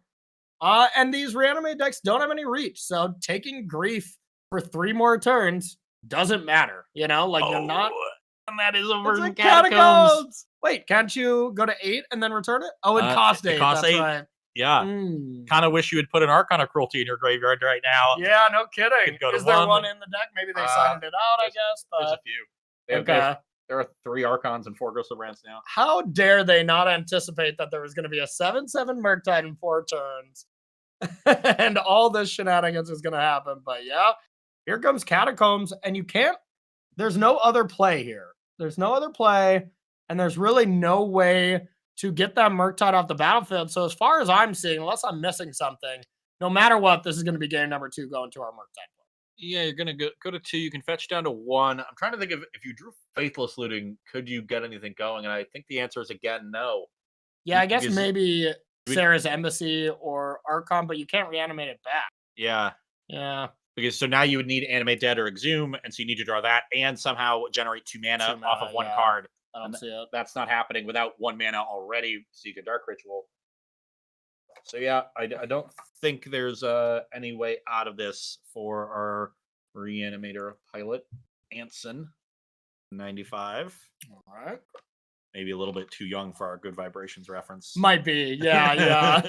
He's like, you mean Mark Wahlberg, the TV star? Like, the movie hero? I mean, that's the only thing I've ever heard him as. He's decidedly less funky these days. Yeah, less funky. Man, I'm old enough to know when he was just a Calvin Klein model. You know, like, I mean, Mark Wahlberg had a range. He had an absolute range, that's for sure. And it's like the Shaquille O'Neal of movie stars, you know, just did a lot of different things. That's the phrase I. Oh, we didn't have any spells to exile the pump. Yeah, I was gonna say, could have closed that out a little sooner, but doesn't matter. There it goes. Okay, so Miskambolic taking that one down. So we're gonna have Anson on the play here for game 3. And that is a big advantage for Reanimator. Do you see 1 copy of Chancellor of the Annex? This used to be a staple in the main deck of these decks, but Archon of Cruelty has kind of supplanted it. But could be really important on the play. If you bring it in, spike it in your opening hand, could get a turn 1 creature down without any possibility for interaction. Yeah. God, the Chancellors are all just obnoxious, I must say. You know, like, just all absurd. I think the red one's like the most fair. You know, like you're just helping out with like Glimpse of Nature, like, or Glimpse of Tomorrow or whatever. Like, yeah, fine. So a reminder to everybody, this is the Mana Trader Series final December tournament. This one is not open entry, but you, yes, you, that is just sitting here watching this coverage. You mean me? Yeah, you too. You too. Well, not so much you. We need you for 2023, so you can't play as much. But anybody that is watching, you could be playing in this. You could qualify for this event throughout the next year. You're going to have every month to do it, starting in February. We're taking January off to tighten the screws, you know, and get all the bolts Massage screwed the in. numbers. We're going to massage the numbers. We're going to bring you this series with bigger and better ideas. Trust me, all the Mana Traders folks behind the scenes, some of our fearless leaders, and Adrian working the specifics of what we see. We got a lot of upgrades in store for you for 2023. So make sure to check it out. We're going to be bringing you bigger and better coverage all year of Magic Online's #1 tournament. But exclamation point Bash Bros in the chat if you want to start this off and you can get yourself some good money save, 15% off your first 2 months. And you too could be playing Magic here and getting Mark Wahlberg quotes put over your match, what every player dreams of. Okay, Anson with a very mediocre hand here with 4 lands, but does have turn 1 Entomb, turn 2 Exhume. Yeah, So, and just Faithless Looting to shuffle that around. Maybe that's not what you start with here, probably not, but you know, an option if you have like a medium-ish hand. Like that one would be tough for me to mulligan. yeah. I wouldn't be surprised if we do see them lead on Faithless Looting here. You know, Yeah. you spike a creature, that's great, but you kind of want to find some interaction, especially before you Entomb, in case there's a surgical extraction there, Yeah. which you know is in their sideboard. So True. Yeah, so Entomb to just put something into the yard, Exhume to bring it out. But that's very vulnerable. That's about as vulnerable it gets with this Reanimator deck. We need Faithless Looting to find us some disruption. Find a Grief, find a Thoughtseize, find an Unmask, something like that. And there is rituals in here. So yeah, finding Ritual, Grief is like the ideal, right? Like if you Faithless Looting into Ritual, Grief, and you're able, I guess you need a black card there too. Yeah, so another black card, then we can do everything. Yeah. So that's the dream, but that's like an uncounterable way to force it through, unless they indeed have 2 forces, which can be brutal, but we shall see what we find. Looks like our top player is probably mulliganing, deciding what to put back. I'm not sure how far they've gone down yet, but either way, this much time is usually bad news bears for the player in question. Remember, these players are 2-0, and we'll be switching to Modern after this. So going in with a 3-0 start, excellent. Then you only have to go 3-3 to make day 2, and making day 2 here is huge. Once you make day 2, it does not matter where you're seated at for the most part. First place will get a bye. We'll talk to that a little bit later, but for the most part, if you make it to day 2, that's it. That's all you care about. You know, if you're 9-0 or you're 6-3, you're in the hunt now. Yeah, exactly. We are going to be benefiting that 9-0 player, that undefeated, that player that's in first with a little sleep in special. Outside of that, it's the same. Okay, Looting doesn't really find much help here. Just another reanimation spell on the reanimate and another Looting. So pitches that one, which I like, wants to keep 2 more lands so we can get to the flashback on those. But this looks like it's just going to be a game where Anson goes, I'll have it this turn.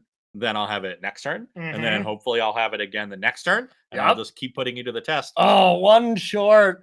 Man, that Faithless Looting was just one short. And honestly, I mean, everything would have been different if you Entombed. You know, your draw steps would have been different, but waiting that one turn to maybe draw that was the consideration. But yeah, what are we doing now? Anson here, I believe, deciding to says, I think I can wait one turn here to play around days. Okay. We can Fair enough. We can end of turn the Entomb, untap, and then Exhume. Although now here's a Wasteland for this Badlands. But we're not under a ton of pressure with this DRC. No cards in graveyard for Miskinbolic. So I do think this was a point where you can take this time. Yeah. Nope, that makes sense. That checks out. And tapping for red. So yeah, another DRC here. I'm pretty happy to see that if I'm Anson. I would have been more scared of like a Ponder to dig for Force of Will or Surgical Extraction, something like that. But here's an Entomb in response to the Wasteland so that it doesn't get dazed. Probably finding a Gristlebrand. Although, actually, I think you would want to find Archon here because if the Gristlebrand gets Surgical, you don't want to lose the one out of your hand. Yeah. Yeah, because even though it's in your hand, normally you could not care less. Who does go for it. Normally you couldn't care less, but the fact that you have Faithless Looting in the yard, you still have material you could discard. All right, and there's a Grieve. So this is excellent if Surgical's not there. Surgical completely bricks this entire scenario. Because, it's Exhume. Yeah, you probably pitched Gristlebrand here to Grieve. Yep. And yeah, this could be basically GG if this all works. But if we have a surgical, we're casting it now. If we have a daze, maybe you're casting it. But all right, big target. Okay. It does resolve. So there's either 2 counter spells to prevent this, or they're probably dead. Yeah. Once Gristlebrand hits, you don't want to get too fancy with it in this matchup. Yeah. Just have a 7/7 lifelink flyer. Say go, and then Yeah. if you connect, all right, now let's draw some cards and see what's Yeah. up. Yeah, you don't want to go draw 14 right away and try to assume or assemble some Simian Spirit Guide combo. That's not what this deck's trying to do. You want to just get that card in play. If you restock your hand to 8 and then they kill it, that's a success. Indeed. And there's not a lot of hands here from Miskin Bollock that actually prevent a Gristlebrand from entering the battlefield. At this I mean, point. 2 forces and 1 other blue card, and that'll do it. And with Anson thinking about it this long, that's probably what it is. It's probably something along that, or even 2 dazes gets it here because Exhume. Well, no, I guess you can just reanimate then, right? Yeah. Okay. So yeah, it's really force blue card. Yep. Wow. Holy crap. So yeah, it was force of negation, force of will, daze. So now you go for the reanimate, have force pitch daze, and then you just need to rip a mana source to exhume. Yeah, I suppose, right? Why not? They can't double daze. They don't have enough lands. But yeah, that's the thing is if they were to draw, if you don't do anything here and they draw land 2, now you have to play around double daze. Like that can be just as bad as 1-4. I think you have to. Yeah. Like here's your force. Now what Anson is really hoping for is please do not flip over creature and sorcery. Or a bobble or something. Here's the first. If it's any of those types that isn't in the graveyard, it's just slam that into the yard. You're also like afraid if they keep, right? It's just like they keep the third force. Artifacts, that's pretty bad. And sorcery. Oh god. All right. No big deal. And now the force is on top to really just have it be the perfect combination. So now Anson's going down to 12. I exhume you don't lose any life though, I guess, right? Correct. Okay, so yeah, we draw land, we're still probably doing just fine. DRC's in a dream. I mean, yeah, I guess DRC's in a dream, but somehow, after playing a card that needed to be forced, a big draw step for a land or not? I mean, dead. I mean, I guess you just have to cast, right? Yeah. But here's the bummer. Neither of those are instant. So here's the bummer is now these DRCs get 2 more looks to find another piece of disruption. Now, granted, you can't find force. Yeah, force isn't worth it. And if they find another daze, like you're in the same spot you were. Yeah. And you're forcing them to find one of 2 cards left. But you're in a spot where you have to find it right now or you're dead. Yeah. Just dead. Flipping over those 2 different types is so unreal because if given time, Anson, these are the games where Anson usually wins. It's like I can draw a couple of times and hit one of my 9 reanimate spells and eventually get there, but now you don't have the time. Like you have to do this quickly. Interestingly, I think I might have gone for the exhume this time. So there's 2 differences. Like the animate dead shrinks the Gristlebrand's power by 1. Okay. The exhume potentially lets them bring back a creature because each player gets to do it. Okay. So 2 lands into the graveyard, by the way. So this is a random draw step. So if there was a creature put into the graveyard there, and then your exhume resolved the next turn, they could then potentially draw a lightning bolt, attack with 3 creatures, and bolt the one you block. Okay. If they put a creature in the graveyard off those 2 surveils. Reasonable. Finds brainstorm. So this is 5 looks at a surgical extraction. Surgical extraction, or even a daze. At this point, if you put a daze in your hand, you're probably okay with that. Oh, there goes a daze into the graveyard, right as I say that. Interesting. They decided that was not good enough. I mean, yeah, they know about exhume too. Right? Yeah. They should know that. How would they know about it? They don't know. Okay. But we know. Yeah. That's what I was mistaken. We indeed know. You also know that that reanimate is not enough because you're attacking them to 5 right now. Yes. So I think you would want to play around a 2-mana spell and make them have that and a land You would think so, or but a this ritual. might But just also be if I find surgical, I win the game, and I'm gonna have so many looks at it. So go for that. have, I can see either line. have they milled a creature?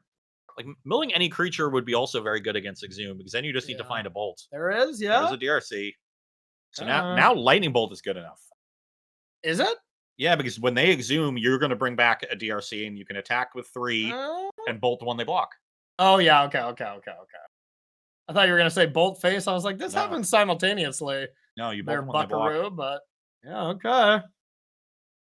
But But they found a Wasteland, and which is not nearly good enough. yeah, we don't know exactly if they shuffled off Ponder or not.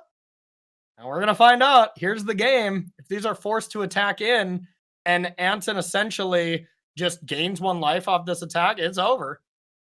Petty Yeah. Theft, Lightning Bolt, these are the big ones. And you got to think Bollock is kicking themselves for not taking that daze. That daze would have been good enough. The days would have been game. It was the first card they saw too. So yeah, if this game goes in favor of Anson, that's the spot where they can look back and be like, "Yep, I would have won if I would have done that." And I mean, we have perfect information, so it's much easier for us. Don't get me Yeah. wrong. And we could see what their mindset was. They're like, if I find surgical, they're dead. They didn't know about the bolt line yet because they didn't have DRC back. But is the bolt here? It's Nope. not. And that should do it. Gristlebrand can just attack, put Anson up to 13. Now even 2 bolts the next turn wouldn't do it. Well, to be fair, if you attack and you go to 13, yeah, I guess you still don't have the ability to draw yet, is what I'm saying. Yeah. But you don't need to. Yeah, you just don't need to. You got a 7/7. Yeah. No need to get fancy. But honestly, though, that is a big deal because if you can draw, then you're gonna find a bunch of cards. Maybe you can present another big creature or something. I guess there is a concern here of Murktide Region. Murktide Region Yeah. can get big enough to trade with the Gristlebrand. So maybe you just want Yeah. to offer your life as much as possible here. So if they have Yeah. Murktide, you can draw. Yeah, I like this Yeah. because now you're going to block. 10. Yeah, you gain 4 now, and then you go to 10, and then if there's not a Murktide, then you attack, then you draw, and the game's basically done. Yeah, I like this too. Yeah, this was smart. Because just attacking, you don't really go anywhere. You're only getting 1 life. But here, forcing the attack, it's looking like it's all game over, and it's all coming down to that daze. The daze that could have been. Third days would have been good enough. I'm still floored that their hand was actual double force, double days on that green. I know. You had to think. Anson was like, are you Wow. kidding me? And there's a Force of Will got taken off that on Mask, but the other 2 draws were not blue cards. Yeah. Yeah, 100%. Now we're going to draw cards. You can probably safely draw now. There it is. Every Reanimate player's favorite ability to go on the stack. And You can bring back another Gristle, but that's not very... Yeah, I mean, you just don't do anything here, right? yeah, we have Animate Dead, but there's I guess we can Animate Dead at Grief if we wanted to. Yeah. Probably not good enough. That's instant speeds. You can't do it in their draw How many step. types do we have? Can we reanimate their DRC? Yeah, probably. There's an Animate Dead. There's Exhume. There's land Enchantment, in this creature. Yeah, sorcery. land, creature, enchantment, sorcery. So we That's- could just make a 3/3 blocker if we wanted to, It's kind of gas. at the cost of going to 9. I mean, it's either that or you just discard the hand size, which maybe you want to do anyways. But yeah, this. Oh, yeah, you can just get Archon, right? Yeah. Do we want to reanimate it? I guess. Yeah, we'll go to 3 and then go up to 6. Your opponent's 6. empty-handed. And yeah, they can't top deck. I mean, Yeah. honestly, no, I guess you can't like brainstorm into double. You'd have to like iteration into double bolt, but they don't have the mana for that because they have a wasteland. Yeah. Yeah. So, if they had 4 colored sources, this would be, I guess, a little risky. yeah, a little risky for kind of no reason. But Yeah. since they don't have that, it looks like there's probably no way out. Like, even if you top deck Petty Theft, which would have been insane, it's just not enough. And that's Anson with Reanimator in a sea full of initiative deck and a sea full of Delver decks, takes it down as one of the outliers and one of the other cool decks. That's pretty awesome. Showing you can Yeah. win with a different strategy. Gets the critical throw and legacy. start to their tournament. Yeah. But now they're going to have to show it off in the other two formats. Yeah. And a quick reminder, everyone, that was it for Legacy now. So if you got it, Adrian, let's take a little look at our modern metagame here. We're going to be going to break after this, but let's take a look of what we're going to see after the break here for rounds 4, 5, 6, and 7. Well, if you were sick of expressive iteration, too bad. Isn't Murktide is still around. That is going to be the deck to beat so far. You know, one of the best decks in the format. I think there is like 3 or 4 decks that are just at that kind of S tier or that tier 1.5, you know, like just, or 0.5, I guess, whatever, Yeah. you know, slightly ahead. And I think that's Murktide, Hammer Time, Breach. No, Breach is And C tier. okay, yeah, CC. You're right. All hail Mangucci for the C tier aspect on Breach. But yeah, we're only seeing one Breach deck in the format. We're hoping Kane did well and survived with at least the 2-1. It turns out Kane is 0-3, so maybe we're not gonna watch Breach. Kane, you let us down, but we love you.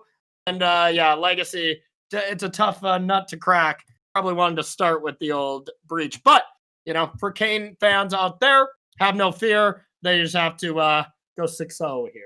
And they've got the deck to do it.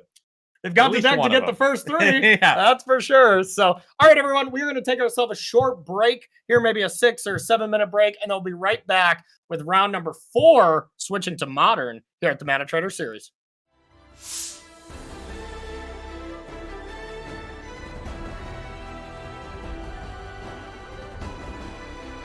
Round number 4 here, so we're switching formats. Players are putting away their dungeon seeking cards, and we're heading to format of the gods, Modern. And we got our match all queued up, so we're just going to jump right in. We're checking out some of the players that are really doing pretty well. You know, they're playing I would say the deck of the tournament so far. I think really every aspect about Sneaky Masato's deck, I think, is just really perfect. I don't know. You got any more BS reasons why we're just putting Breach on here because we want to? You got anything? We're really trying to, set up this come from behind story. Yes. You know, these players might have had a rough go of it in Legacy, but they're still in the tournament. They can still win it. And now they've entered into a format where they've made a much wiser deck choice. Yes. And we're hoping to see it pay off for them. Yes, absolutely. Okay, so it seems like we do have hands for our Rakdos scam players. And we got Breach up top. And unfortunately, y'all, no huge secret here. All jokes aside, these players are not having a good start. They are 0-3. But you know what? If there's only one Breach deck in the deck or in the tournament, dang it, we're going to watch one match of Breach, okay? This is where our biases come in as casters. Adrian's also a big Breach fan as well, so we had to go with it for our first one. Yeah. And Kane's opponent, Sprouts, playing a little Rakdos scams. A little scammeroo. How do you like this matchup? It's a scary one for sure. Yeah. You know, it feels like if I get to turn 5, I win. Yes. And, but you just don't get to turn 5 all that often. I totally agree. I think this is one of the matchups where I consider it a very good matchup. But if they do the Grief Undying thing or they do the Fury Undying thing and I have bad draws on the top of my deck, then I'm just going to lose. But half the time they do this, they have this kind of draw and it's like, wow, that's really annoying. Yeah, they can't even go for the old Grief Malice play here because they don't have the other black card. But then I'm just like, yeah, whatever. I'm just going to beat you from that on. From then on. So interestingly, here from Suret's side, decides to not cast the Ragavan on turn 1 so that they can Fury scam on turn 2 potentially, maybe turn 3. We'll see if that pays off for them because Ragavan is a card that puts your opponent to the test. Like, do you have it? Definitely. And if it goes unanswered, we could have just been casting these elementals. Yeah, and that's truly how it works. Ragavanning up against the Breach deck is usually insanely good against our deck too, you know, because like there's so many 0 drops that you can hit. There's so much cheap stuff that you can play that is like a colorless and blue. Like, I mean, if you Ragavan and you hit a Shredder, you're going to play it off of, the Rakdos scam side. Ragavan connecting against Breach is just very good. They have red mana, so if you hit Expressive Iteration, you can usually cast that. That's an awesome one to cast off of Ragavan. Yep, exactly. So we are seeing a bobble being cracked and decides not to have the card that Kane picked up. I'm going to fetch it up there, go to Sprout's turn. Kane does leave a mana open, so definitely representing a lightning bolt or an unholy heat here. Yeah, decided to shock there, and that there's no real. Usually these lists don't have consider. I saw a list recently from Canister. He's playing Yep. 2 considers in his deck. Yep, Canister definitely. His list is very interesting. I mean, I saw 3 Emerys in his list. A lot of things seem crazy to me, but Canister is a great player. You know, he just won a challenge with this. So I usually am not too argumentative of his lists, although I do like the more streamlined, consistent lists. What do you think of Kane's list so far? Like, what kind of list would you be playing in this event? This is the exact main deck I registered last week. Okay, So. okay. So maybe copied you. I mean, realistically, you did Yeah. just take second at one of these big events, so that makes a lot of sense. Sideboard looks pretty similar as well. Okay. I think there's 3 different cards in a sideboard, and one of them is turning Soulguide Lantern into a Torment Script. So not much of a difference. I do agree with that for what it's worth. The amount of times when I've actually drawn a card off Lantern, maybe literally once or twice. So I made that change as well. That is one of the changes Canister made that, I kind of looked at his list and I'm like, that seems like nonsense. That seems like nonsense. I'm like, ooh, but good point on this. And kind of adjusted things. Grinding Station here from Kane, though, threatening to combo potentially next turn with the Bauble in the graveyard. Yep. That said, we did just pick up a Blood Moon on Sprouts' side. Could cast it with just one black source left over. That is the one aspect. I've been teetering on the Giganta build with Grapeshot or Thassa's Oracle. For the most part, I've noticed basically no difference, except I have to think a little harder when I have the Grapeshot side, which I'm not a fan of. Don't get me wrong. But decides not to go for the Blood Moon. But one of the scenarios that I have liked Grapeshot Giganta for is against Blood Moon specifically. That's pretty much the main reason for it. Just being able to combo off with just red mana pretty easily, I think is a big deal. But would you also like a Grinding Station? Talk about a useless card. Sprout says no. Yeah. And an interesting way of playing all of these scenarios so far from Sprouts. No Regavan on turn 1. But I think Sneaky Masato probably did have a bolt with how he was playing, at least. But no way to truly know. So there is a potential for Kane to combo right now. He doesn't know it, but there's no way for Sprouts to interact at instant speed in his hand. Mm-hmm. So a land and a breach, but gonna have to be a fetch land so that we can recast the Bauble. Yep. And then we're in a bit of an awkward spot with no extra cards. Yeah. So yeah, I like taking 1 extra turn here, but because the combo is not deterministic at that point. You need a spare card. I almost don't think it's possible at that point. Just because if you ever just hit Oracle as one of those cards that you need to escape, you're then not doing it. So yeah, I think that's one of those scenarios where if you absolutely have to go for it, yeah, sure, try, see what you can do kind of thing. But for the most part, there's no huge rush yet. So wait a little bit. But that being said, Blood Moon is here to be the fun police, where we could even see Grief, Pitching Undying Malice, Blood Moon, and Regavan here.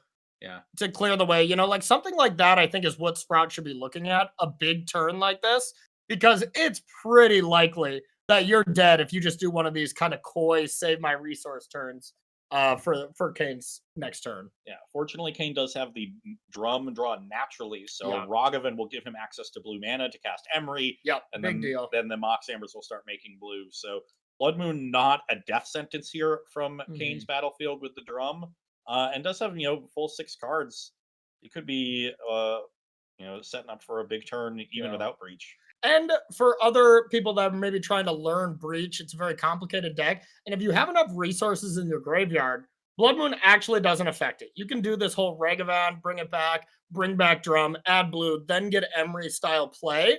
But what that does demand is an extra 7 or 8 cards in the graveyard to be able to escape. And when you're at this low level of resource, it's not really something that you have just laying around. If you were to have 14 cards in graveyard after a long game and then Blood Moon hits, Kane can still easily win through that.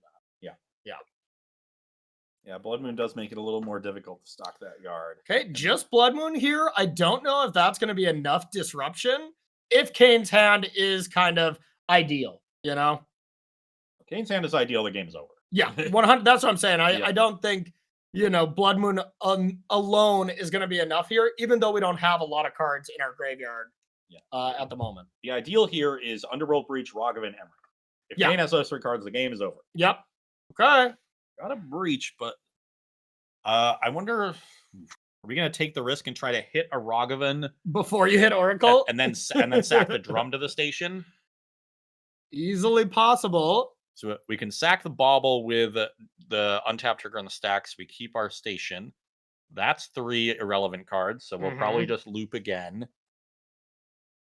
Yeah, and could easily, this is the kind of start that, Kane would for sure do, we would do as well. If you just have a bauble in hand too, and if you see Oracle on your yard, be like, okay, whatever. Now I'll play my second bauble, and now I have enough cards to kind of go off. If there's even one bauble in Kane's hand, this should be GG.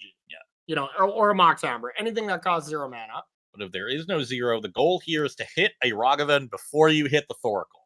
Yeah, but then, that's putting in turn that Emery is in hand as well. Emery has to also be in hand for that to be a thing. So, and Kane did it pretty fast, so this would lead me to believe that he has another 0 drop in hand. Otherwise, this is risky, but there's the monkey. Ragavan. So now we can play Ragavan, exile the other 3. If we have a 0. Yeah, use that to turn our drum on, and then, sack the drum, and then play 0 from hand. Yep. And now considering if Kane were to have Mox Amber, you want to play it first in case there's a removal spell. At least you get an extra red mana in the pool. So maybe that's what Sneaky Masato is thinking about. I would be thrilled if my opponent tried to kill Ragavan. I don't even care about the mana from Mox. Yeah. In fact, I might sequence it differently just to induce the removal spell on the Ragavan. Yeah. Like, please do. Yeah. Please do. All I care about is the mana off the drum. Yeah. What is going on here? Okay. So there is a Mox. This is strange to me. Yeah, hard to know what's going on without knowing Kane's hand. Yeah.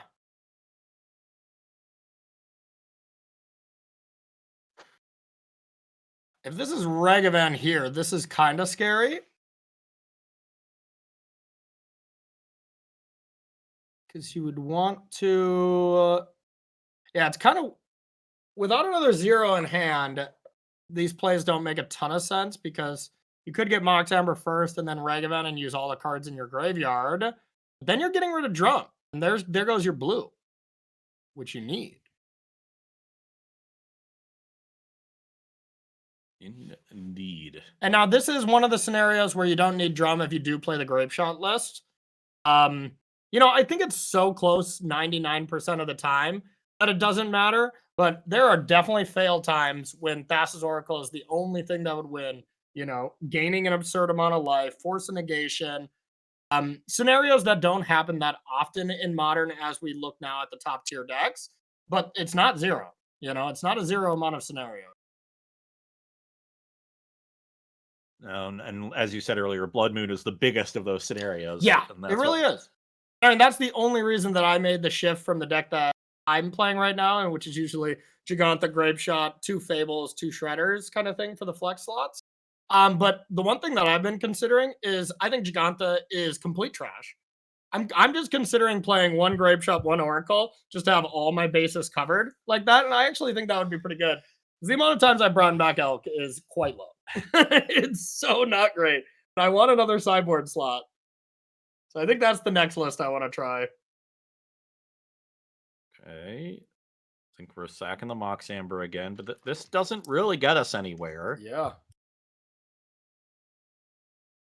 We have 6 cards in hand. Some of them have to be relevant. Yeah. And the thing is, there goes Grinding Station. And there's Emery. So that's Ragavan. Add red, bauble. I don't know. I think this might just be one of those turns where... and honestly, Kane was 1 card in the graveyard short. If that Otawara was a fetch land instead, then you're fine because you get to escape everything, leave Drum in the yard, and then eventually you'll get blue. But as it stands right now, especially without a Grinding Station, this might have just been a oops. But you know what? To be fair, no fault at either of the players. when I'm at a not so great start as both these players, my thought level goes down. I'll tell you that. I just wish we knew it was in Kane's hand. I know, I know. Was this all just an attempt to set up a value breach?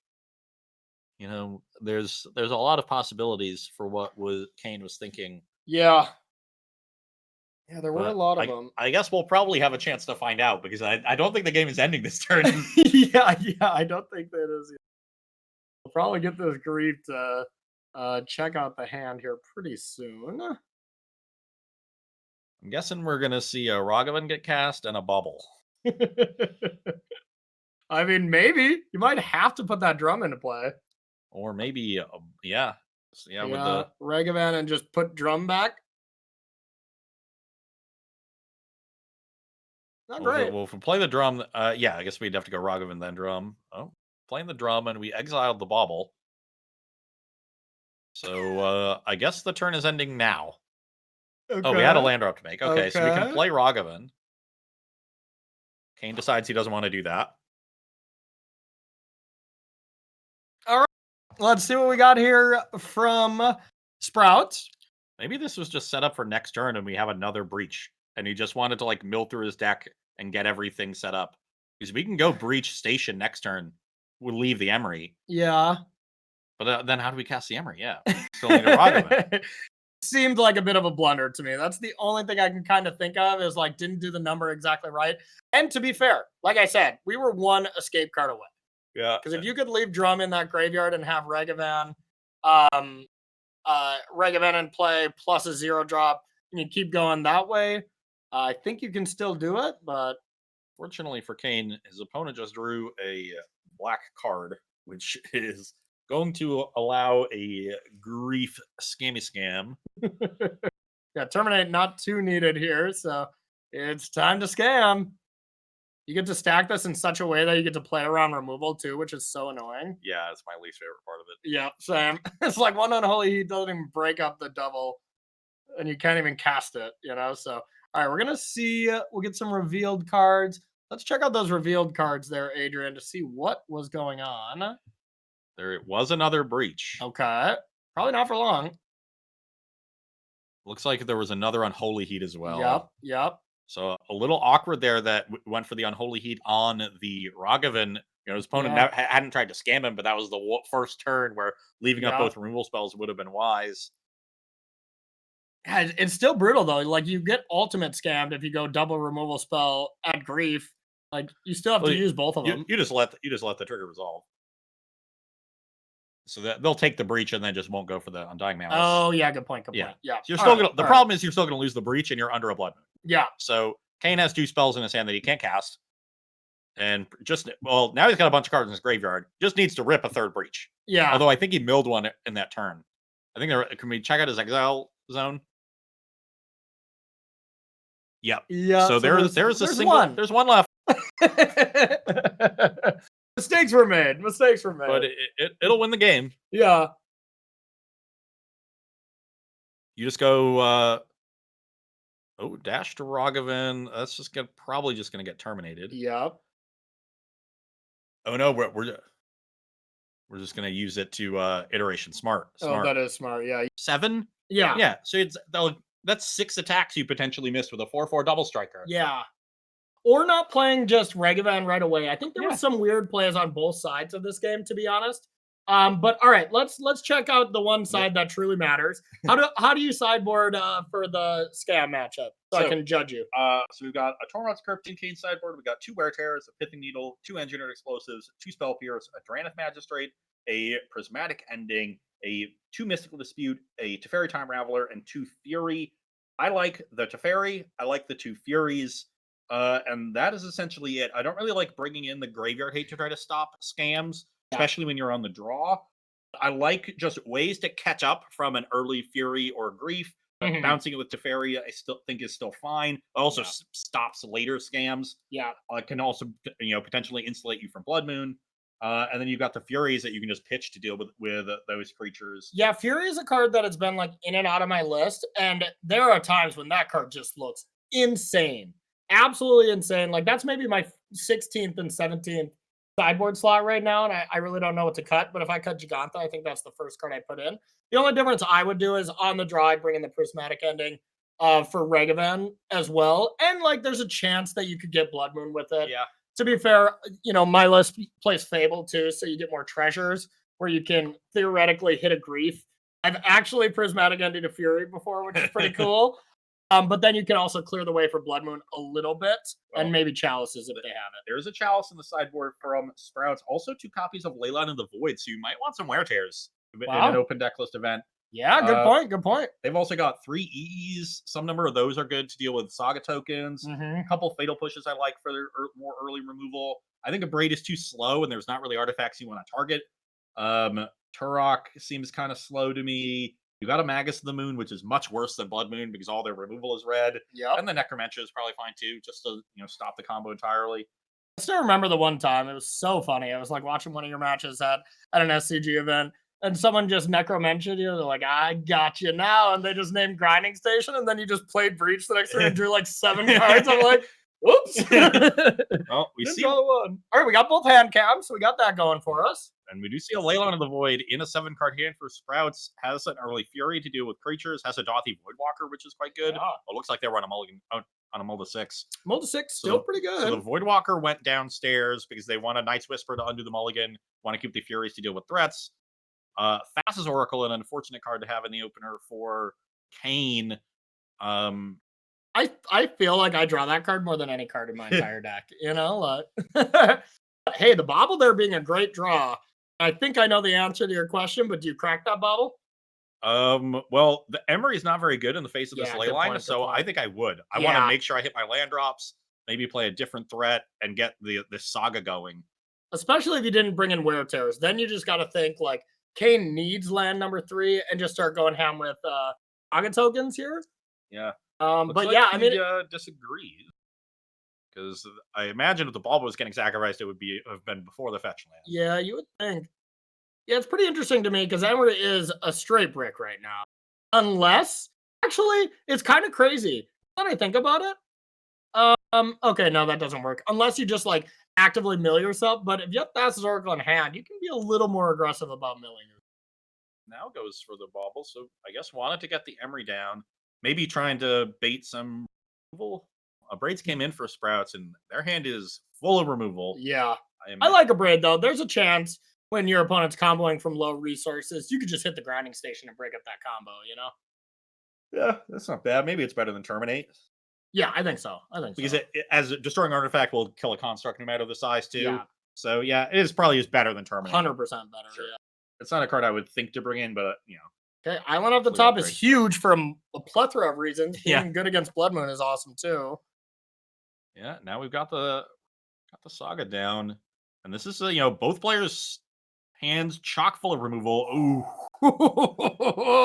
Say the saga being the key card here to generate some card advantage for Kane, but EE very good against that. So now here's the scenario, like how aggressive does Sprouts want to be into this Regavan? And decides not aggressive whatsoever. We have noticed that Sprouts has been very, very calm about certain things, not going ham. And to be fair, here going ham would have been quite bad. Evoke a Fury, EE away a construct or a braided away just to connect. Like I don't really love that one, but connecting with Regavan against Breach is very good. Definitely, but yeah, I think with this much removal, you want to let this saga go out, use your EE, kill the Emery and untap, sweep the sagas. Yep. And just crush from there, especially with getting Drum, which, I don't blame.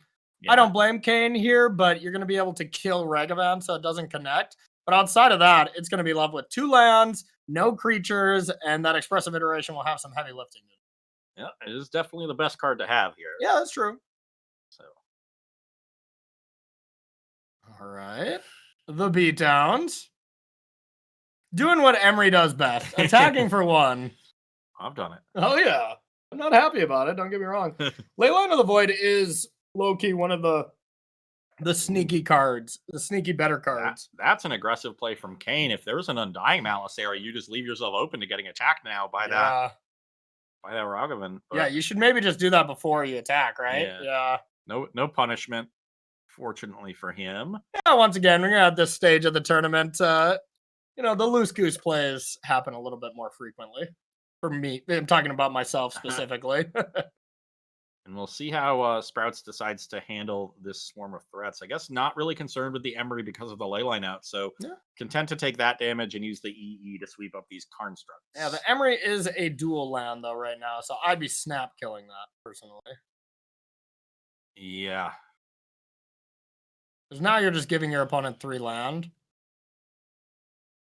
kind of for no reason. So I don't love this play. I think I would have either abraded Emery or the drum. I think Yeah. abrading the drum is perfectly reasonable. Yeah, I agree. Keeps it exiled too. Mm-hmm. So we see a flooded strand from Kane. Getting up lands to cast these Furies could also be very helpful. Yeah, and Sprouts at 13, and there's a bolt in hand, plus an attack with Emery. Sprouts is at an effective 9 life. That's not incredibly, off the rails here. Oh, is it Thassa's Oracle time? I think it's Emery time. Emery. They just made a blue mana. I assume they were casting an Emery that they found off this iteration. They have one unknown because the strand just got played. Yeah. But whatever card they put in their hand off the iteration is unknown right now. I think it's a get that Thassa's Oracle onto the battlefield, look at the top 3, and find some goods. I wouldn't be opposed. Oh, yeah. I got to do it. At this point, you're not Yeah. really combo. Especially, this would dictate, my play would be dictated by if I brought in any wear tears or any ways to deal with Leyline, but automatically you have Teferi. So there's ways to at least, stop it for a little bit. And Yeah. there's ways to just deal with the combo with Teferi here. You just tick up and then during your next turn, then bounce and then combo. Now I think it's Thoracle, and Kane instead thought, you know what, I want to peek at the top card, and if it's good, I'll wait on this Thoracle. That's expressive iteration. But I mean, honestly, for Thoracle playing it right now, I'd want to play it and look for expressive iteration, probably.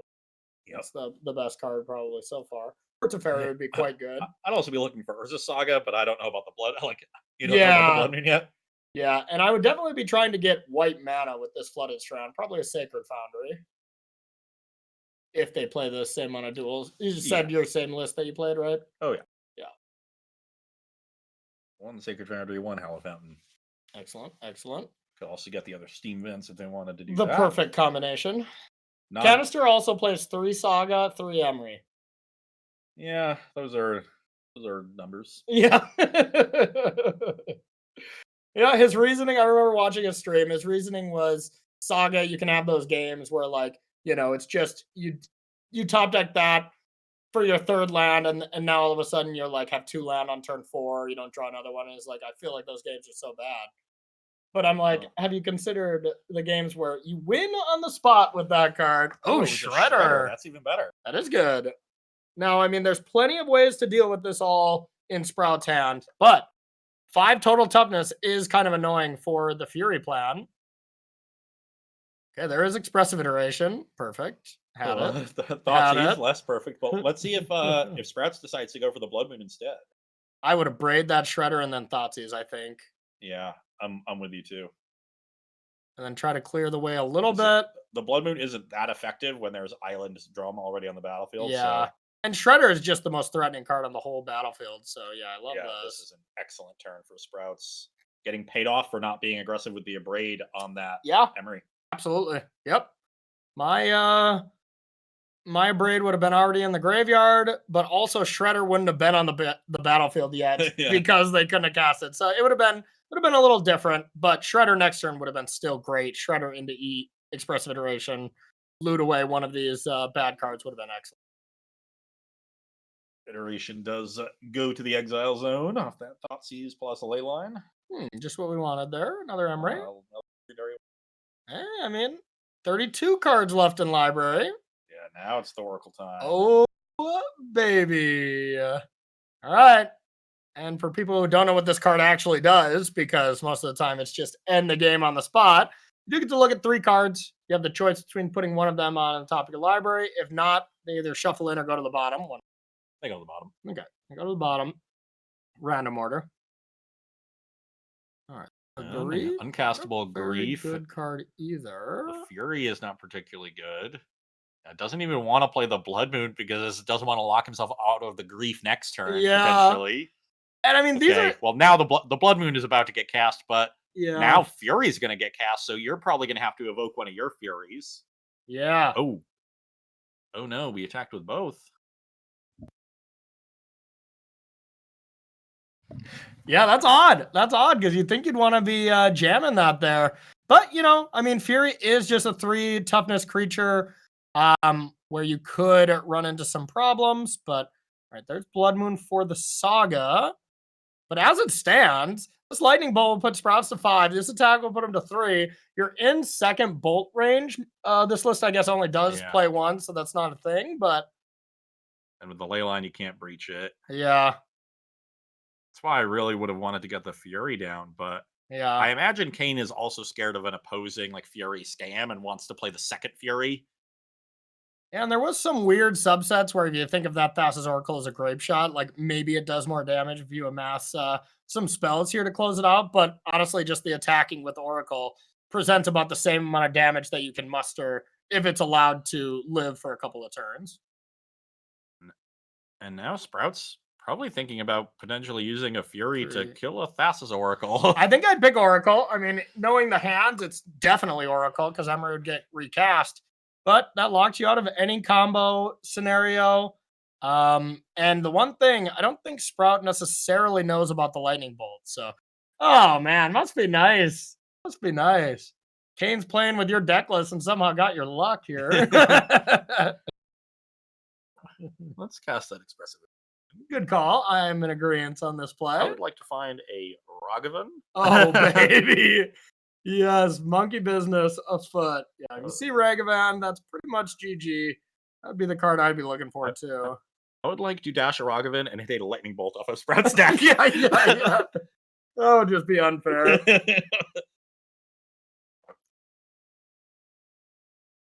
Yeah, and I mean, here's the duality of these breach decks. Leyline and Blood Moon. That is a big slap you in the face saying you will not be comboing. But that's why this deck is, in my opinion, the best deck in the format. Because you can just attack from so many different angles, and there's no clear card, even to this day, with Breach being around for how long have we been playing this deck? 6 months or something.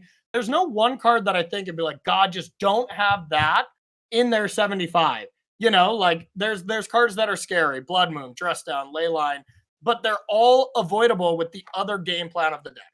Looks like Kane found another land and an Ether Spellbomb, which is interesting. We might see only one creature attack, so you could leave that up potentially. I think I'd just get in there at this point. But yeah, I think it's interesting.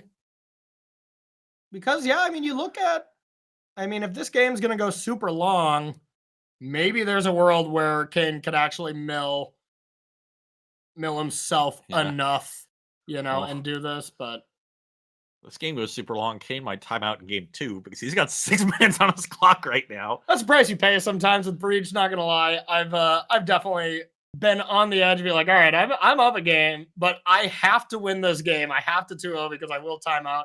And that's unfortunate for just the way Breach is online.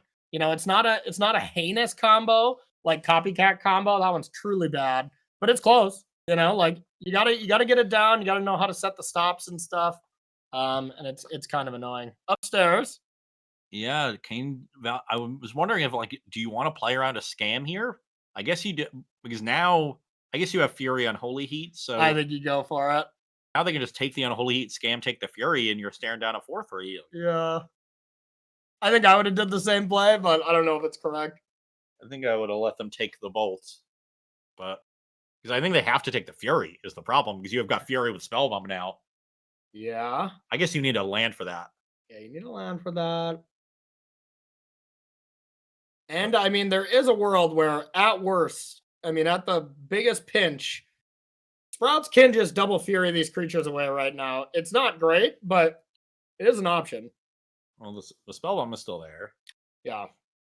But you can at least target them both. Yeah. And then Thassa's Oracle is not uncastable, but it's getting closer.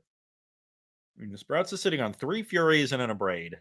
Sprout has had some frustrating draw steps the last like 4 turns to keep Kane in this game where the groundwork was set for Sprouts to be able to just kind of wreck him, but has just drawn awkwardly. But that is exactly what happens with this Rakdos scam deck and why I will never play it. Because some draws look insane, some draws look like complete garbage, and your opponent's not disrupting you in any way, shape, or form, and your deck sometimes just doesn't function. There are garbage draws with Breach too, but then all of a sudden you just draw one expressive iteration. Your opponent could just be dead. Like Interesting decision. Yeah, I assume you got to take one of the Fury and Unholy Heat. Because Yeah. Breach and Emery are so locked down by the ley line. But I wouldn't. Breach is the only card I'm for sure not taking. The- Yeah, I think I'm leaving Unholy Heat too. I think Breach Unholy Heat. I think you're pretty just locked in to take Fury here. But it is close and interesting. yeah, I would agree. Fury being a threat too when you're on such a low life total. Just make sure you don't have to deal with that. Yeah, especially if you draw land 6 with Fury plus Spellbomb, where you have to then find 2 essential removal spells for it. That can be pretty tricky. Really, Sprouts has been looking for one of those scam cards this entire game. Yeah. Just hasn't found one. And here's one of the aspects where I absolutely love Fable in this deck is these kind of weird games where your opponent's really heavy hating on the combo, because then you naturally have dead cards. All breaches are dead. Unholy Heats are usually pretty bad. They're just shocks. And when you can just loot those 2 away, get 2 fresh cards, and have 2 creatures that go from it, is that a Ragavan?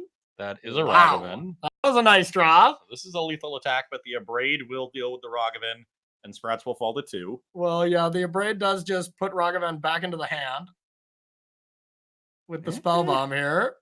I think I would leave that up to deal with a scammed creature. No, I would smack that in immediately. And then you still have Unholy Heat to deal with a scammed creature, kind because of. you don't have Delirium. You Yeah, can't deal yeah, with yeah. a scammed Fury. Yeah, that's true. Scammed Fury is just going to be good, I would think, but I think with a backup Emery in hand, putting your opponent to 2, you have lethal in play. yeah. Just make sure that they can't Fury scam you. I like this. Okay.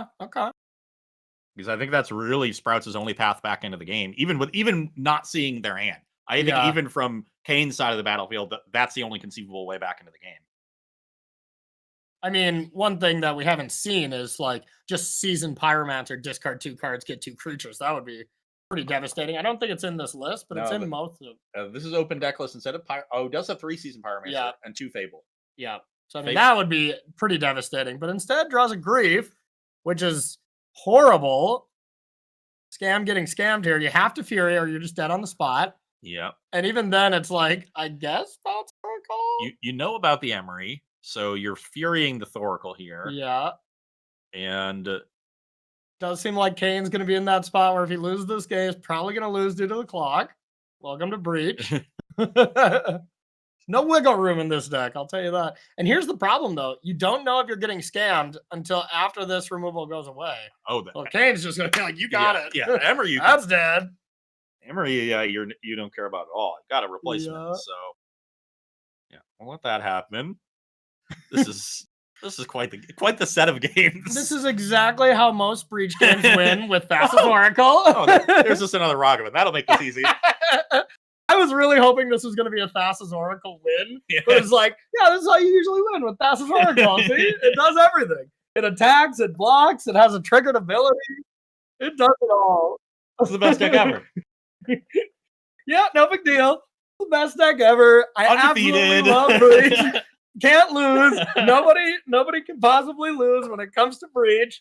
That's game. Sneaky Masato takes it down, and we're completely unbiased when it comes to what decks we want to see win. And let me tell you, that was just Breach going at high efficiency right there. Gotta love it. Up top, Breach is on the scoreboard. Too easy.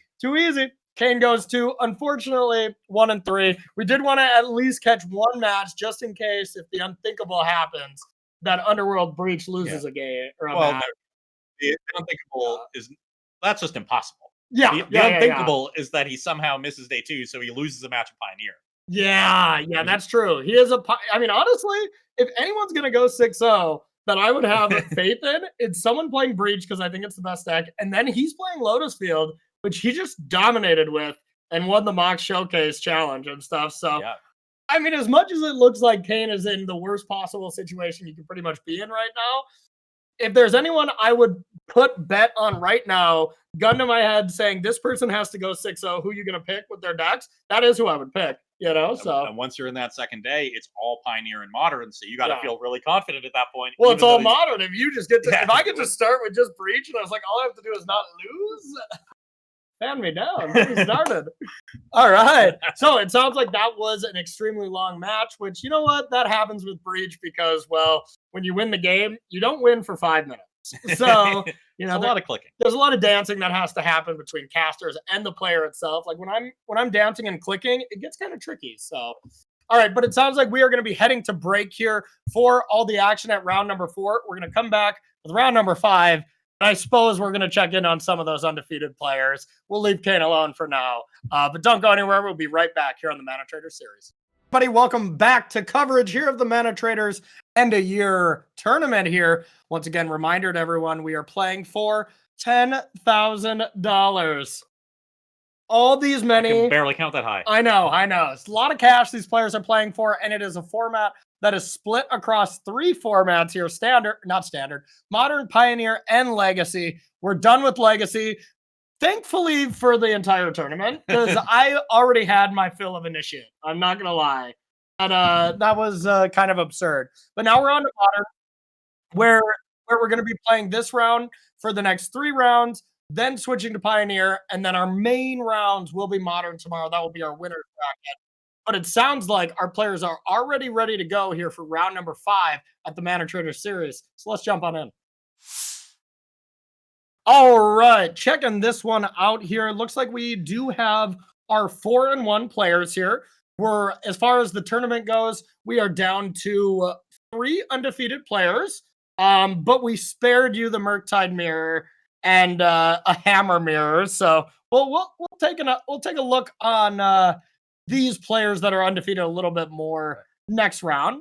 So bottom of your screen here with Patchy, we've got a 4-color Rhinos deck, notably with a new addition from Brothers War that is 1 copy of Arcane Proxy. Okay. Card that can cast Crashing Footfalls from the graveyard. Oh, that's interesting. So you kind of cute. Get some extra copies there, and that 7 mana value does not interfere with your. Oh, and you don't have to pay the mana cost on a 0 drop. Huh? All right, not bad. And then what is that? Tuscanini? Tuscanini, yep. Another great Magic player. Both Paxi and Tuscanini I've lost to plenty of times. No, sorry, I stopped. Yeah, Tuscanini here playing a little Omnath control. Well, Omnathington, huh? Okay. Oh, are they? It said 4 to 5 color Omnath, but we're seeing their deck list. Oh no! Ooh, this is spicy. It is a 4-color Omnath deck, but this is not the traditional control deck. This is a Shape Anewing. Either way, that doesn't look like their correct hand. I'll tell you that. Yeah, they are Shape Anewing into Portal to Phyrexia, another Brothers War card, 9 mana artifact. When it enters the battlefield, each opponent sacrifices 3 creatures. And at the beginning of your upkeep, you put target creature card from a graveyard onto the battlefield under your control. It's a Phyrexian in addition to its other types. Interesting. Otherwise, they're just winning with good old-fashioned attacking and blocking from Fable, Omnath, Fury, and Solitude. So a very strange deck. Yeah, but one of the neat things with Indomitable Creativity, you can't play creatures, right? Because you have to hit the creature that you're trying to hit. Yep. With Shape Anew, it's just artifacts, so you can play things like Omnath, Solitude, and Fury to have this fair game plan. And instead of Dwarven Mine and a Mountain mana base, we're playing a Forest mana base and Gingerbread Cabin. Okay, the Eldraine staple here of putting some food in. All right, I like it. And you can get some more treasures from Prismari Command, from Fable of the Mirror, Goblin Shaman token. So there's a couple other ways to do it.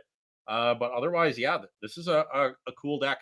Portal to Phyrexia should be very powerful against Rhino tokens. Yes. Sacrifice 3 creatures, please. I see 3 creatures on the battlefield here. But that said, only 2 mana for Toscanini. Yeah, only 2 mana, maybe 3. It is Toscanini's turn, so you can get up to 3 mana, but that's not really where you want. There's no way to ramp, it looks like. Yeah. You know, just the fact that this aggressive Rhino start, might just be too much to answer, and there's like no real way to deal with these Rhinos preemptively in the main deck, at least, when you're on the draw. Teferi on the play is a way to do it, but Well, as it stands now. we do have some touch of the spirit realm, so there's a bit of a scam element here where you can evoke elementals and then channel the touch. Okay. Okay. So that's a neat one. That is pretty cute. Channeling touch can also just deal with a Rhino token. Yeah, that's a good point. Yeah, and we could see solitudes here as far as some free spells. We'll get some word here a little bit if we got these hand cams working. Perfect, perfect. So maybe we'll get that background done if it's not too tricky to deal with. If not, no big deal. We can just leave it like that. Looking into it, it is a little different when it comes to changing formats. Like the hand viewer, it's picky sometimes. It's when you change formats, it scares us. Oh, here's another Cascader Ardent Plea that you get access to with the 4th color. So now we got Okay. 5 creatures. So Okay. Portal to Phyrexia, not going to be good enough to clear up this battlefield. But it will be good enough to keep Tuscanini alive if we do have this shape of new technology. But I believe there's a couple force negations. Four copies of force negation. Ooh, there's a couples of force negation here. Also, notably, 4 copies of Leyline Binding that can just answer up Portal to Phyrexia. You'll still get the ETB sack for creatures, but you won't get any of the casting value. Well, can't you just Leyline's Binding the target of Shape Anew? Oh, true. Yeah. Unless it's an artifact land. Yeah, that's true, which I don't think we have a lot of, but yeah, that would be one way to break it up.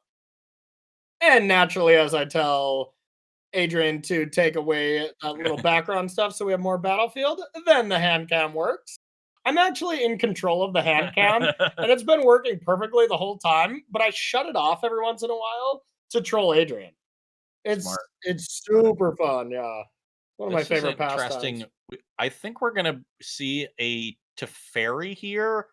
That can bounce 1 Rhino, and then we can go for Solitude Pitch Omnath, channel Touch of the Spirit Realm on the Solitude where you have no possibility for interaction. Yeah. And that'll deal with 2 more Rhinos and put a 3/2 lifelinker on the battlefield. Yeah, that's all in hopes that there is not indeed Force, right? Force just locks this entire hand out. Well, you could still... Well, wait, you can Omnath first, and then fetch land, do the old Omnath trick. Well, you need the white, Oh, no, we do have another white card. Yeah. Yeah, so maybe we go for Omnath, fetch. Get some land that produces white. Yep. And then Teferi plus Solitude, trick, shenanigans. Yeah, you can do some stuff this turn. That is a hand, and it's just, what do you go for? Right now, I think the number one thing Tuscany is looking at, be like, okay, can I beat Force in any way, shape, or form? Got to answer yourself that question first. I don't know for sure yet, but it looks like you can't. The tough part if you go for Omnath is if you run afoul of Leyline Binding. That's true. So that's true. I think we'll see the Teferi first. Nope, looks like we're going for the Omnath. Yeah, Leyline's Binding is just GG right here. Yeah, because we'll only be able to gain 4. We'll go to 14. You won't be able to gain any if you just do it with the draw trigger on the stack. Yep. Yeah, and looks like that's what's going to happen. So yeah, we went for everything, and instead we're going to get dead. Yeah, and who knows if there was not a Force negation? Oh, yeah, it was like if there was not a Force negation, the other play of Teferi, like you were saying, could have been better, or just Shape Anew. Just literally go get a gingerbread cabin or whatever the heck that card is called, Shape Anew it, and then Solitude something. And all of a sudden, there was only 1 creature. Okay, we did get a last minute look at the hand, and it wasn't there, Ross. It wasn't there. Yeah, so if we had gone for the Teferi play, you just go for Shape Anew. Well, the Leyline Binding just hits the food. Huh? Oh, yeah. We literally talked about that. Yeah, you were the one who brought it up. Well, that was pretty smart of me to bring that up, and then really dumb of me to completely ignore myself. Yeah, we would have been able to live that way, and unfortunately goes for a little bit more and gets maximally punished. So Rhino's here taking game 1. Looking over at the sideboard, I see a Gemstone Caverns. I imagine that will not come in. Oh no, you're on the draw now because you won. Yeah, I imagine that'll come in. Yeah. I see some Blood Moons. Those are usually good against creativity decks. Mm-hmm. So I imagine it's even better against Gingerbread Cabin decks. Yeah, especially because it's still a deck that wants Omnath and stuff. Omnath, it wants Leyline Bindings of its own. So I like the Blood Moons. I see 4 Mystical Dispute. That does target Omnath, Teferi, Shape Anew. That's probably enough. Probably, yeah. And Endurance and Force of Vigor. I mean, Force of Vigor can hit various artifacts, but Yeah, Force of Vigor seems a little too binding. But you have Leyline bindings and stuff. I think that's enough. Yeah, So I like those first 7 cards for a and Rhinos maybe player. some forces. You never know. Like Yeah. that's not the worst. Force can always just hit a target in response.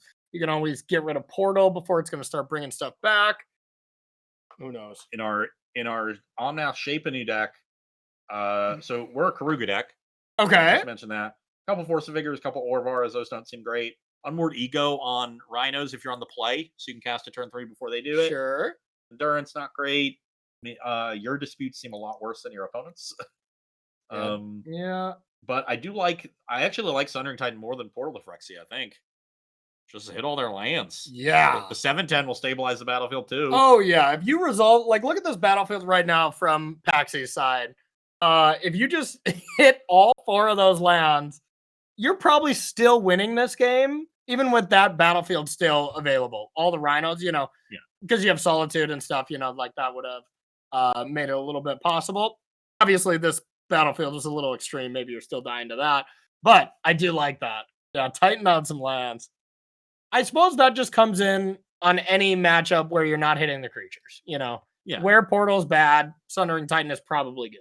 Yeah. Yep. And that's a cool juke.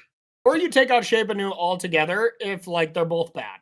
Like I kind of think against Breach, the holy grail of modern. Like I can't picture Portal or Sundering Titan being very good. Yeah, just bring in more disruption and cut that plan. Yeah. Easy to do because none of your regular cards, play to that plan at all. No. It's literally just cut the Shape Anews in the portals. Yeah. And bring in 6 interactive cards. And this is another card or another deck that would be very, very, very good in a unknown metagame where people can't see your deck because there's a lot of stuff from the left field that would get me for sure. This is not a known quantity. So if you play this in a challenge, you're probably just going to get some people with a portal or something like that. Be like, excuse me, you did what? You shape a nude for Portal to Phyrexia? Hey, you spend most of the early turns just looking like a normal Omnath. Yeah, pretty much. Suddenly on turn 4, you're like, oh, Gingerbread Cabin. Yeah. I think maybe this is like a Karuga fire. You see Karuga, so you get a little bit of a lowdown of what's going on, but still. There's no Wrens. Yeah, exactly. All right, so getting ready for game number 2 here of round number 5 out of 9 today. If you're just joining us, first of all, thank you so much for being a part of coverage today.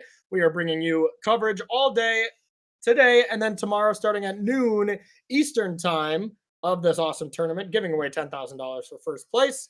And just, having some fun with a 3-format tournament. If you want to play in something like this, !Bash Bros in that chat will give you a good way to do so. You'll get 15% off your first 2 months, and you can start renting these decks right now and do what my favorite thing is to do when I'm just sitting at home watching coverage, hanging out, is pick up one of these decks, continue to watch coverage on one of my side monitors, and just start playing some Magic. I love it. It's my fave. Well, I mulliganed to 6 from Patsy here and has the Gemstone Caverns on the draw. So kind of a mulligan to 5, which is matched by Tuscanani. Their words are hard. Yeah. As they mulligan to 5 as well. They do have a Fire Ice. Ooh, there's another Gemstone Caverns. That's awkward. Right on time.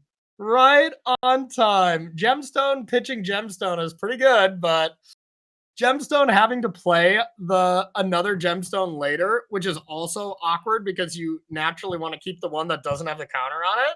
Yeah. So yeah, that's just a card we probably just cannot play. Yeah, literal worst top deck in the deck for Paxy. Close. You also really want to cast the Violent Outburst on their turn so you can protect with a Force of Negation. Yeah, everything about that was terrible, but a land off the top here is great news. I imagine we will see the Gemstone Caverns get iced on the upkeep.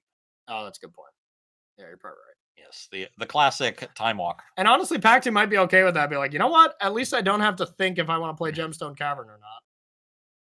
Yep, there it is. Yep, and that's perfectly fine. You have the force for the Teferi, so as long as you can find an untapped land here in the next couple of turns, you can at least Paxy can untap and get some Rhinos in play and try to do it that way. But problem with that is Omnath is still there to hang.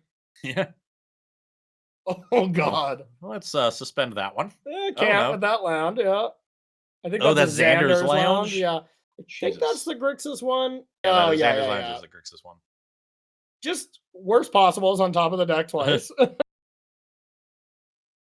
And a second Teferi found, just in case there's not another land found or doesn't want to get some rhinos in play.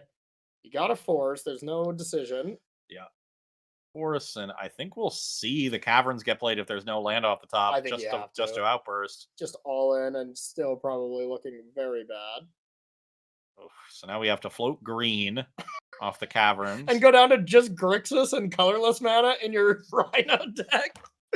Oh, it's the Rhino deck splashing white. yeah. But also you have Grixis lands because why not? And You gotta be feeling terrible about this game if you're Paxi. This is far from taking over the game. Yeah. The Teferi here can deal with one of them because one of those Teferis is still in Tuscanini's hand. It might be both. It still might be both. Okay, no, because Misty, I believe, is not 100%. Okay, not updating at the moment, but yeah, we know one of those Teferis. We know Omnath is there. See what we want to cast, and for an Omnath, trying to protect Okay. Teferi here. kind of risky business. Definitely. Yep, I of course.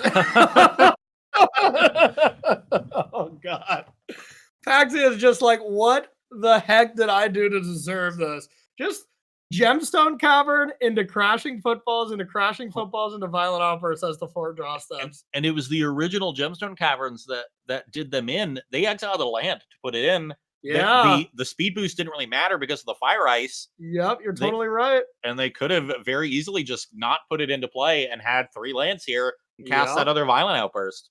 Yep, totally. And if just the other Gemstone Cavern was in hand instead of drawn, it's just such an easy pitch. Yeah. And then boom, problem solved. I don't know. I still kind of think Paxi would lose this game, but I think it would have at least been a real game. Well, there's a Misty, and interesting for Tuscanini to leave this Teferi exposed. Yep, leaving the Teferi exposed probably. We might see something here. Gain some life. We didn't see Tuscanini. Oh, okay. Not bad. Had only one. Just like, that's it. I've had far enough. I've got 4 blank pieces of cardboard in your Oh, hand yeah, that's now. right. I was like, well, you can still Rhino at least, but let's slow that You play can down. Violent Outburst. Post-combat with no creatures in the battlefield. That's the type of expert commentary you've come to know and love from us, but have no fear. This sweet matchup of Modern will get a Game 3 conclusion here. Yeah, we'll see if... I imagine some of these Gemstone Caverns will be coming out of the deck. Yeah, both. And might be coming out of the 75 after that. Like, absolutely just get those out of my deck. That is that's a traumatic experience. Yeah, no kidding. If Paxi ends up losing this next game in that kind of dramatic fashion, we're going to have Adrian send like a gift basket or something, like a sorry for your loss type of card or something. A muffin assortment. Yeah, absolutely, because that was pretty absurd. So getting ready for game number 3 here at round 5. We got 3 players that are at the top of the leaderboard here at 4-0. Yeah, sorry, these players are 3-1. I think I said 4-1 earlier. We're not that far in the day. This is round 5 of 9, as you see in the bottom banner on your screen. And a reminder, the cut is a hard cut at 6-3. No draws on Magic Online, none of that nonsense. So, right. Fire Ace into Teferi is about the best you can ask for on the draw. And I mean, that's a hand that, sometimes looks very tempting. There's no action or anything, but there's disruption. So if you find any action, you can protect it. I almost would have kept that, It's kind of not great, but again, I keep some loose gooses. You're talking about on Patsy's side? Yeah. It was just 2 disputes and all lands, but if you ever find it by turn 4, not only are you protected against Teferi and Omnath, the big cards, but then you can also play with some disruption. You're a loose goose. I am. This hand much better with a couple of Shardless Agents, and notably multiple fetch lands. So if we lead on those fetch lands, you can stop Ice from being able to lock down a land for a turn, Yeah, good point. guarantee that you can Shardless Agent on 3 before Teferi can be cast from your opponent. Another thing, I like putting Fury back here. I think it's between Fury and a land. And Otawara can actually do some damage where you can like bounce Teferi end step and then Shardless Agent.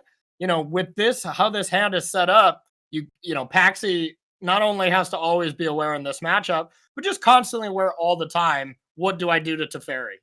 Just Teferi is just so game breaking. And there in it this is. matchup. Patsy does not crack the fetch land on the end Very step. smart. Looks like they are going to make this very tight sequence and Shardless Agent on 3, and that's going to give them a pretty considerable lead. Yeah. Because it's just been a couple lands off the top, it looks like, for Toscanini. So they don't have a lot of spare fodder to pitch this Solitude. Teferi will, of course, deal with one of the tokens, but if you go for the immediate Teferi, Shardless Agent and the other token can attack them down, even with an Evoked Solitude, and then you open up the second Shardless Agent. So we could easily see end step Isa Rhino just because, I think you might kind of have to, just to try to find another white card to go to Fairy Bounce and then Solitude the other one. And then I feel pretty good about this game, Yeah.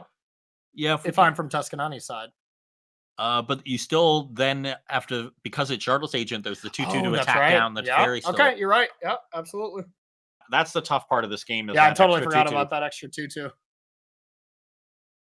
We will make sure we have non-Grixis mana here. Yeah.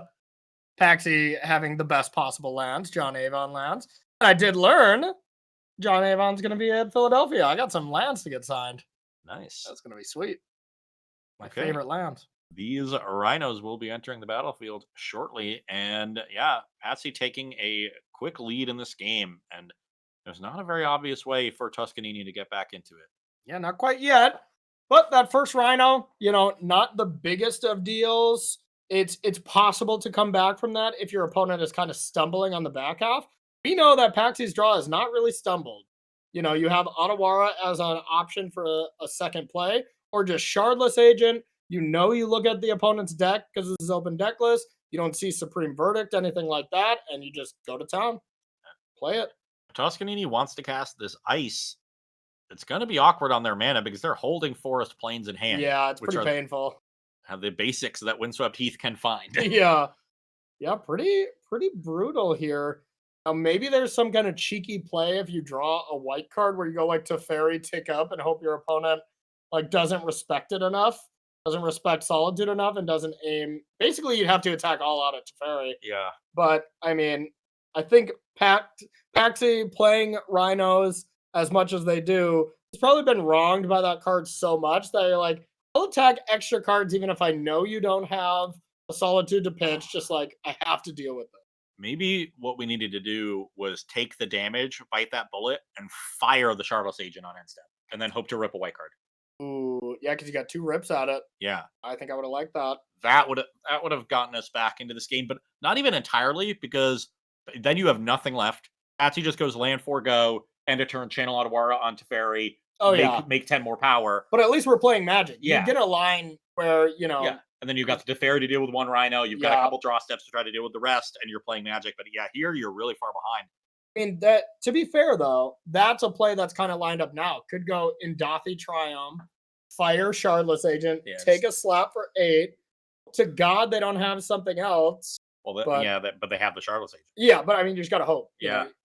Tuscanini doesn't have that, so we got to look through the eyes of that. But yeah, I think I agree. I think you need to just Teferi, take your 2-for-1, 2-for-1 that soaks up 2 damage with Shardless Agent. But if we drew a white card, there's a chance that Paxi has to just go, okay, I have to all-out attack Teferi even now.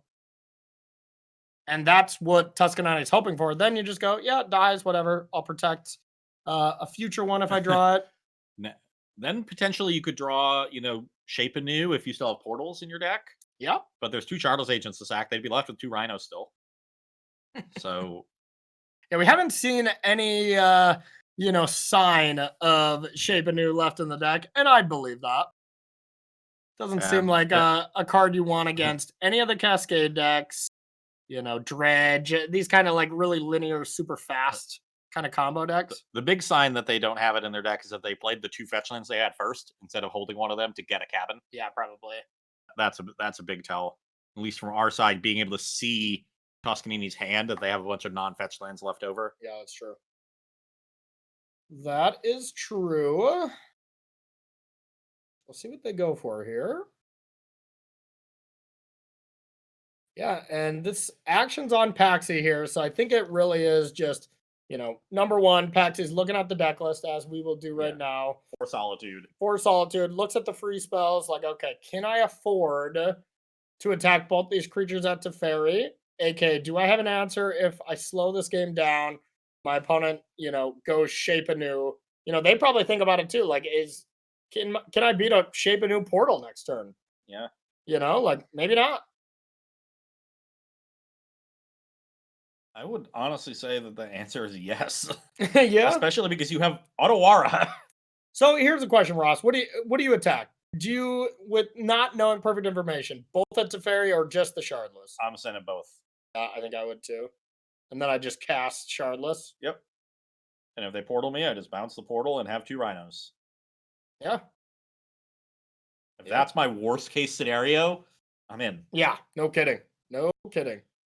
Okay. Looks